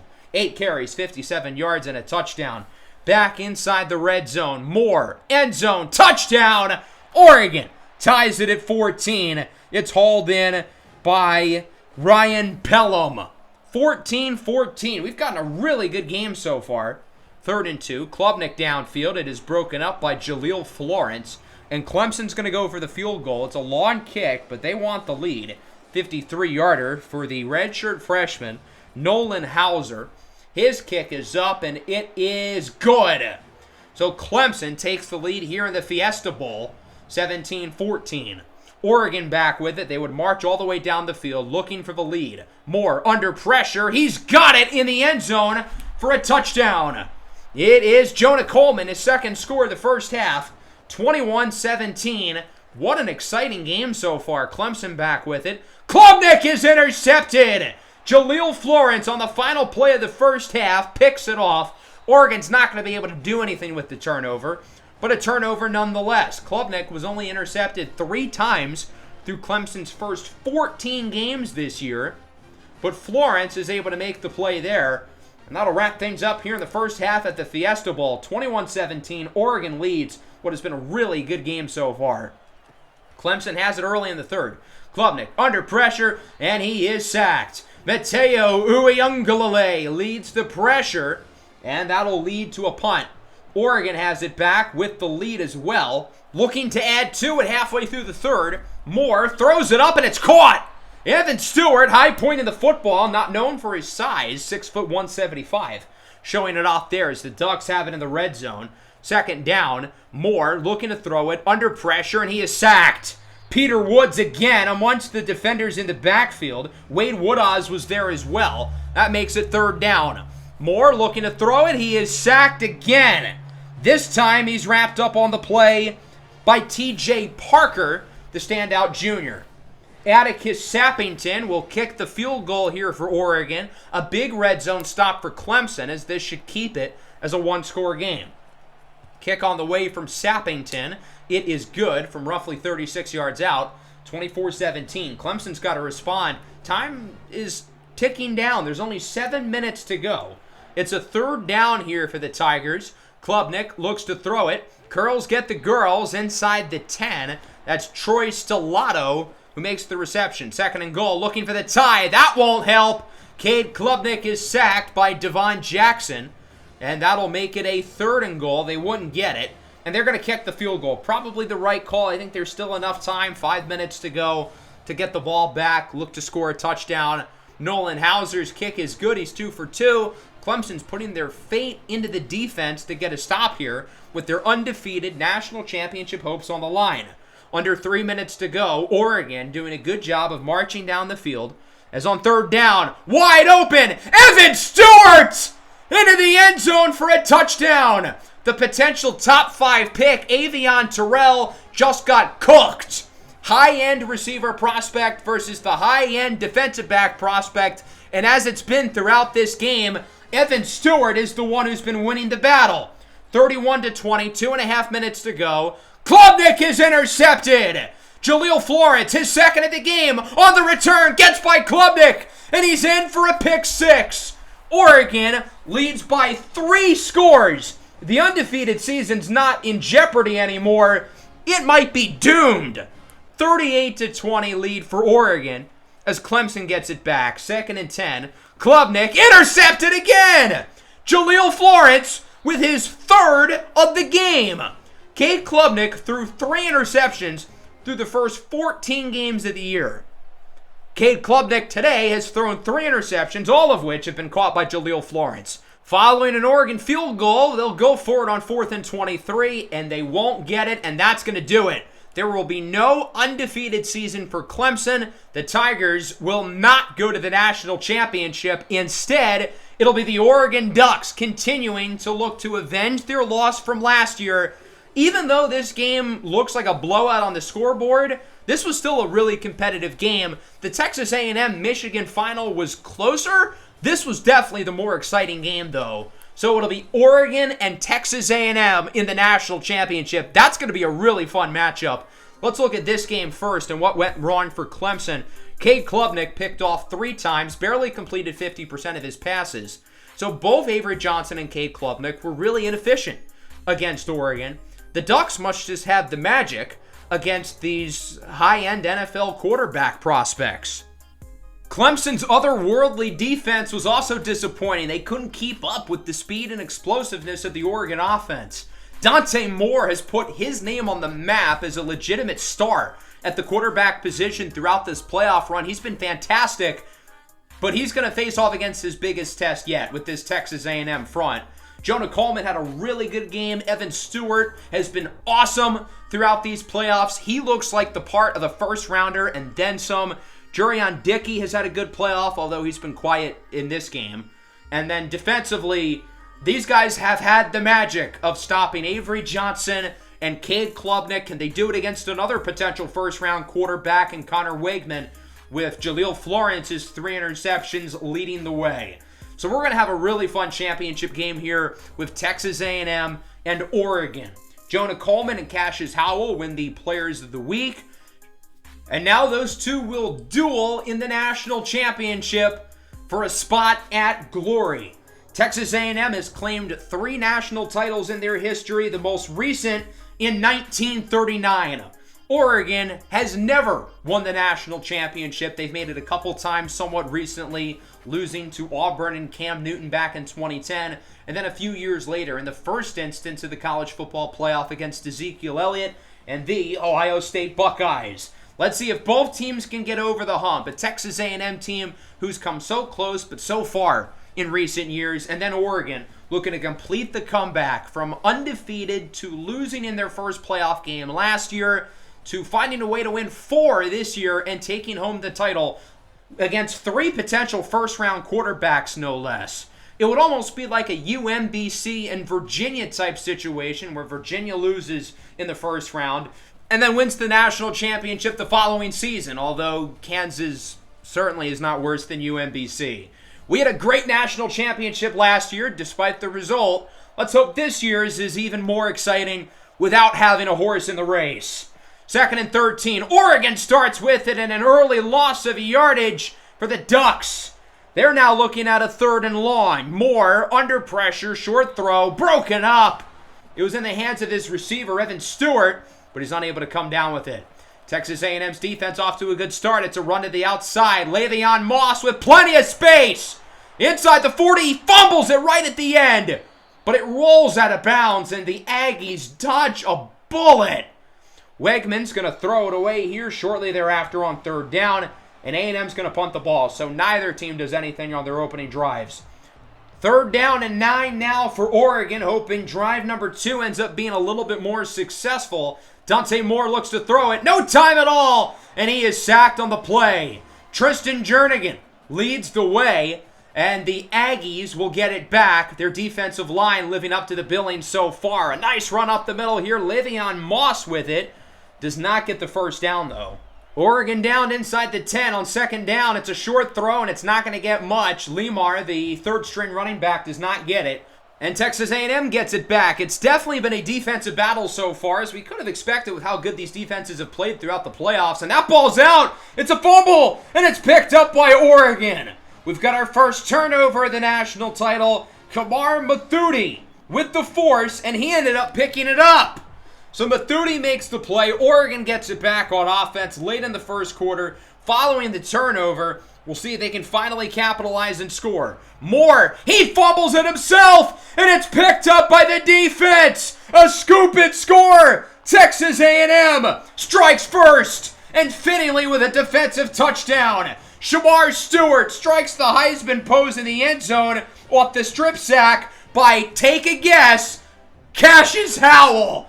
This guy is turning into a superstar. A&M leads 7-0.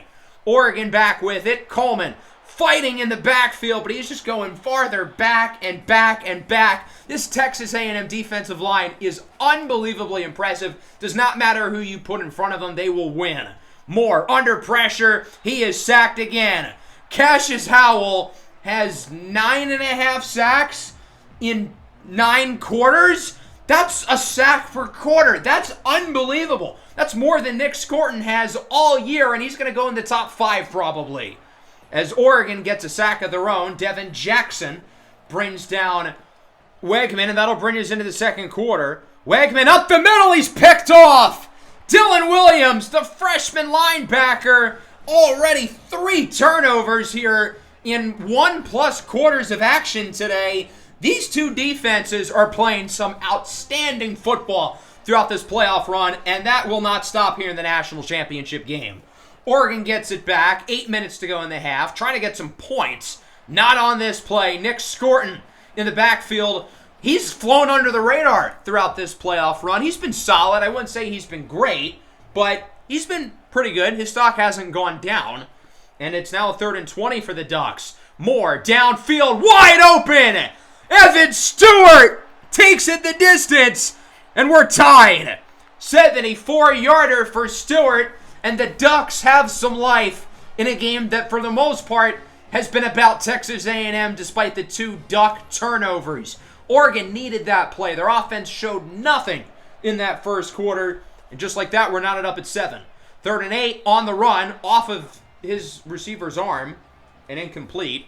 That was a good throw. Receiver's got to make the play. Oregon back with it. Here's another big one. Jurion Dickey. Can he go all the way? Not quite, but he gets 78 yards. Oregon's offense went from dead to not just breathing, but alive and thriving. Doesn't look like they'll end up in the end zone here. The screen is unsuccessful. That'll bring out the field goal team. It is a 36-yarder for Atticus Sappington. His kick is good, and Oregon takes the lead. It's 10-7. So the Ducks with 2 70-plus yard passes, one for Stewart, the other for Dickey. That's been their only form of offense today, but it's enough to give them the lead. Final play before the 2-minute warning. Mateo Uiagalelei with the sack. And as much as we've talked about Cassius Howell, Uiagalelei has like 5 playoff sacks of his own. That's more than he had in the entirety of the regular season. 3rd and 22. Wegman fakes out at the sack from Uiagalelei and throws it away. The fact that he was not sacked there is honestly kind of a miracle. Oregon's going to get it back, though, with a minute left in the first half and a chance to add to their lead even further. Moore, short throw, caught with a broken tackle afterwards as well. That's Evan Stewart with the first down. Stewart's draft stock has definitely gone up in this playoff run. He's played well in all 4 games. Look at the clock. There's 5 seconds left. They got to move along. Short throw caught by Stewart. He's tackled, and Oregon is just barely able to call the timeout there with 1 second. Dan Lanning and company nearly shot themselves in the foot. That could have ended up a lot worse, and they'll have enough time to trot out the field goal unit. Atticus Sappington, shorter kick. It is up and through. 13-7 going into halftime. Through the first 13 minutes of the game, it was all about Texas A&M. But I think it was the interception by Devin Williams setting up the long touchdown by Evan Stewart that really gave Oregon some momentum, and that's where they were at going into the second half. Both defenses have been extraordinary. If you take out the 2 70-plus yard catches, A&M has allowed less than 50 yards. Oregon has allowed less than 100. Both pass rushes have been great. Let's see if either of these offenses can get it together in the third quarter. Here's a nice start. Cyrus Allen on the screen, and we're going to tack on some additional yards with a late hit on the quarterback against Oregon. They'll call that on a Marion Winston, and that pushes Texas A&M all the way past midfield. 3rd and 9 now for the Aggies, knowing they've got to score on this drive, get some momentum, and that's not going to help them out. Jacob Bostic unable to get the first down for A&M as Oregon has slowly but surely marched down the field. Moore sends it up for Jurion Dickey, and this young wide receiver has had himself a night. Second touchdown of the game for Dickey, third for Moore, who has thrown for at least 3 touchdown passes now in all 4 playoff games. 2-point try is caught, and it is a 14-point game. It's an octopus for Jurion Dickey, who scores all 8 points on that drive. A&M looking to get something going. Here's L.J. Martin. The transfer from BYU will not go down. Finally wrapped up inside the 30. We got to see Martin with the Cougars last year with Kansas. He was really impressive. I'm not sure why he went to A&M where he's a backup. Now looking at a 3rd and 6 after a near interception by Devin Jackson, who was in coverage on that play. As Wegman looks to throw it, looking deep. Up the seam, he's got Allen. We've got ourselves a ball game, folks. Cyrus Allen into the end zone for a touchdown. A&M's got some work to do, but they're back in it. 21-14, less than a minute to go in the 3rd. Oregon's got it back. Moore alone in the backfield on 2nd down. As he looks for the sideline, it's hauled in for a first down. Big hit, but a nice grab there to keep the chains moving. Around 21 seconds left to go in the quarter now. Moore will again look to throw it up the middle. Jurion Dickey, who has had an incredible game, hauls it in for a first down, and that'll send us through 3. The Oregon Ducks are a quarter away from winning their first ever national title, and the Duck is feeling himself. 21-14 game. A&M is still in it, though, and that last touchdown drive is a big one because it puts them back in the game. 2nd and 7 here for Oregon early in the 4th. Dante Moore hit as he throws up the middle with a strike. What a throw in the face of pressure. Gets it to Dickey. 7 catches, 164 yards today for Jurion Dickey. 1st and 10 following play. Moore looking for the end zone. It is caught! Oh my goodness, what a throw and catch. Guess who? Jurion Dickey with the touchdown, his 2nd of the game.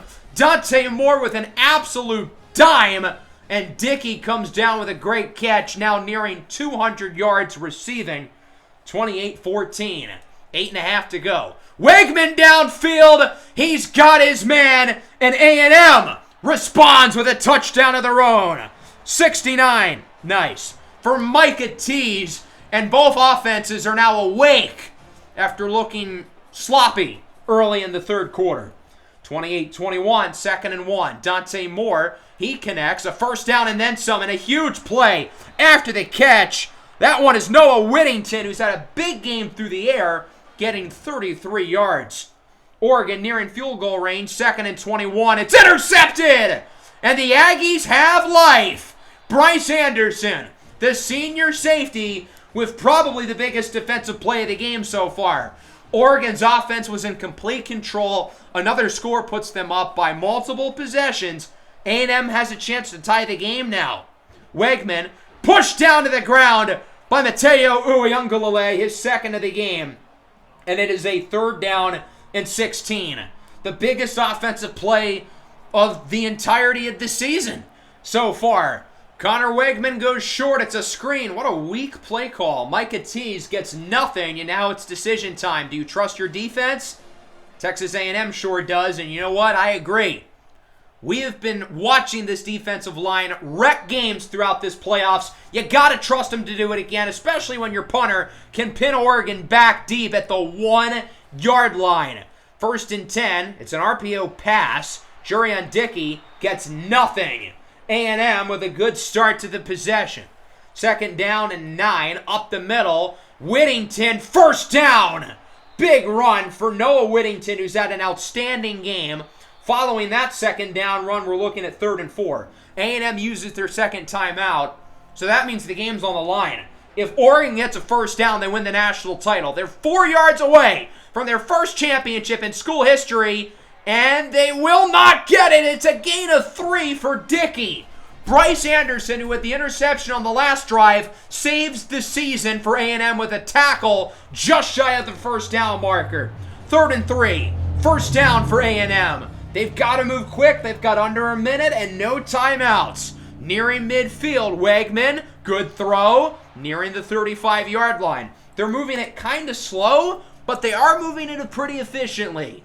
Here is Wegman looking. Another nice throw and another first down. Micah T's now inside the 30. Now they've got it in the red zone. Clock is ticking. 23 seconds left. Down by 7 here in the national championship. Wegman, end zone, incomplete. And now it's a 4th and 1. How do you manage this if you're A&M? Do you look for the end zone, or do you go short and try to get back to the line quick and possibly spike it? Wegman will go short, and it's caught. Donovan Green is able to hang on despite the big hit. A&M again stays alive. 11, 10, and then they spike it. So they're going to have enough time for 2, maybe 3 plays. They're going to have to throw the ball. You can't be tackled in the field of play or else the game's over. Wegman, 2nd and goal, back of the end zone, incomplete. And that play used a lot of time. It used 5 seconds. A&M might only have time for one more play. This is it. 5 seconds left, 3rd and goal. Wegman, end zone, touchdown! How did he catch it? With Jaleel Florence draped all over him, Cyrus Allen somehow comes down with the catch. And Texas A&M is an extra point away from tying the game with 2 seconds left. That was A-plus coverage by Jaleel Florence. There's nothing better he could have done, but Connor Wegman delivers a perfect throw and a great catch by Cyrus Allen. But now they've got to make the extra point as Lanning will ice the kicker.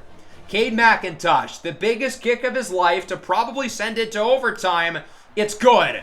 Texas A&M with a game-tying drive to tie it at 28. We're getting overtime here in the national championship, guys. We nearly got it last year, but it will happen this season. Well, of course, we've had one playoff overtime game so far this year, and that was with Texas A&M.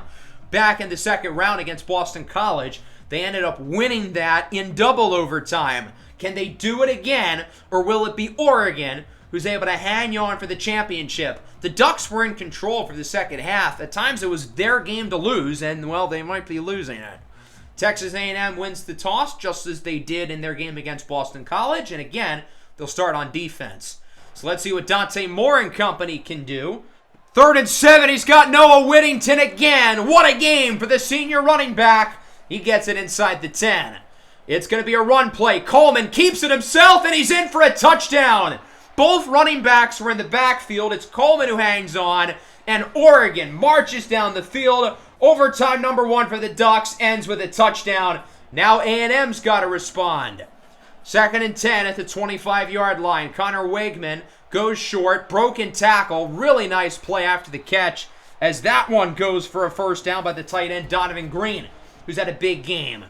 Inside the 15 at the 11. Wegman hit as he throws, and he's sacked. Emarion Winston following an offsides. A&M gets the yards back, but Winston is in the backfield again with a sack. 4th down and 17. The game again is on the line for Texas A&M. They've had their backs against the wall over the last few minutes, and they've come up clutch. Can they do it again, or is the magic run out for the Aggies? 4th and 17. Game on the line. Season on the line. Wegman, end zone, touchdown! Texas A&M will not quit. Donovan Green with the score. They would kick the extra point, and we're going to double overtime, which is where A&M won last time against Boston College. But they're going to run the ball. They're on 3rd down. I can't really say I get that one. And that brings out the field goal unit. Dan Lanning will ice the kicker. Not an easy kick for Cade McIntosh on the hashes from 40. It is good. So A&M is up by 3, and the blueprint is simple for Oregon. Touchdown wins, field goal ties, nothing loses it. 2nd and inches. Coleman to the outside, inside the 10. Stiff arms Anderson, and now Oregon is nearing the goal line. They've had chances to close out the game. They've been unsuccessful. Can they do it here? Short throw is caught by Jurion Dickey, his 11th of the game. They're getting closer and closer now at the 3, but they've got to be careful. Cannot turn the ball over here. 2nd and goal. Dante Moore drops back with space, looks to run. He's in! Oregon, your national champions in 2026. Dante Moore with the rushing touchdown, and that's going to do it. For the first time in program history, the Oregon Ducks have won the national championship in a double overtime thriller. over Texas A&M. We had some exciting games in this year's college football playoff, none of which were as good as this one. My Lord, what a game these two teams treated us to.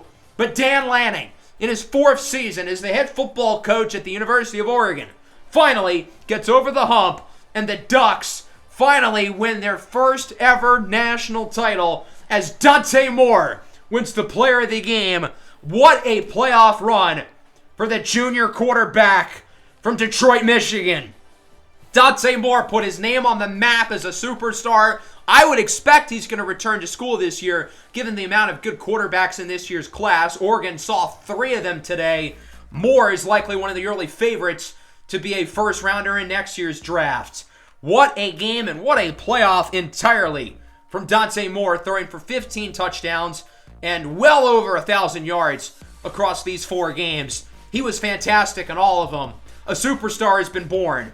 Jonah Coleman made some nice plays, as did Noah Whittington. Jurian Dickey, 11 for 208 and 2 touchdowns. Evan Stewart with a big game. And then the defense, a lot of sacks. They were good early. They were not good late, but still made enough plays early to help them win.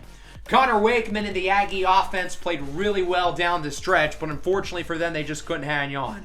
Green with 10 catches, over 100 yards and a touchdown. Tease, 10 for over 100 and a score. And then the defensive line here did not disappoint. Cassius Howell, 2.5 more sacks, finishes with 9 across these 3 playoff games. If Texas A&M won this one, obviously Cassius Howell would be the playoff MVP, but instead, it goes to Dante Moore, the national champion Oregon Ducks. Well, that was a long but fun 2 hours. My voice feels like it is about to give out, so I think this is a good time to wrap things up. Next time around will be the offseason here in year number 2 of the Kansas Dynasty. It's easy to forget that this is the Kansas series. We barely talked about the Jayhawks today. That episode will probably be up on Friday. Hope you guys are excited for it, and I apologize for the delay from the last episode to this one. We had to record 11 games here. This one took a while. Hope you guys enjoyed. Make sure to leave a like and subscribe if you're new. Peace out.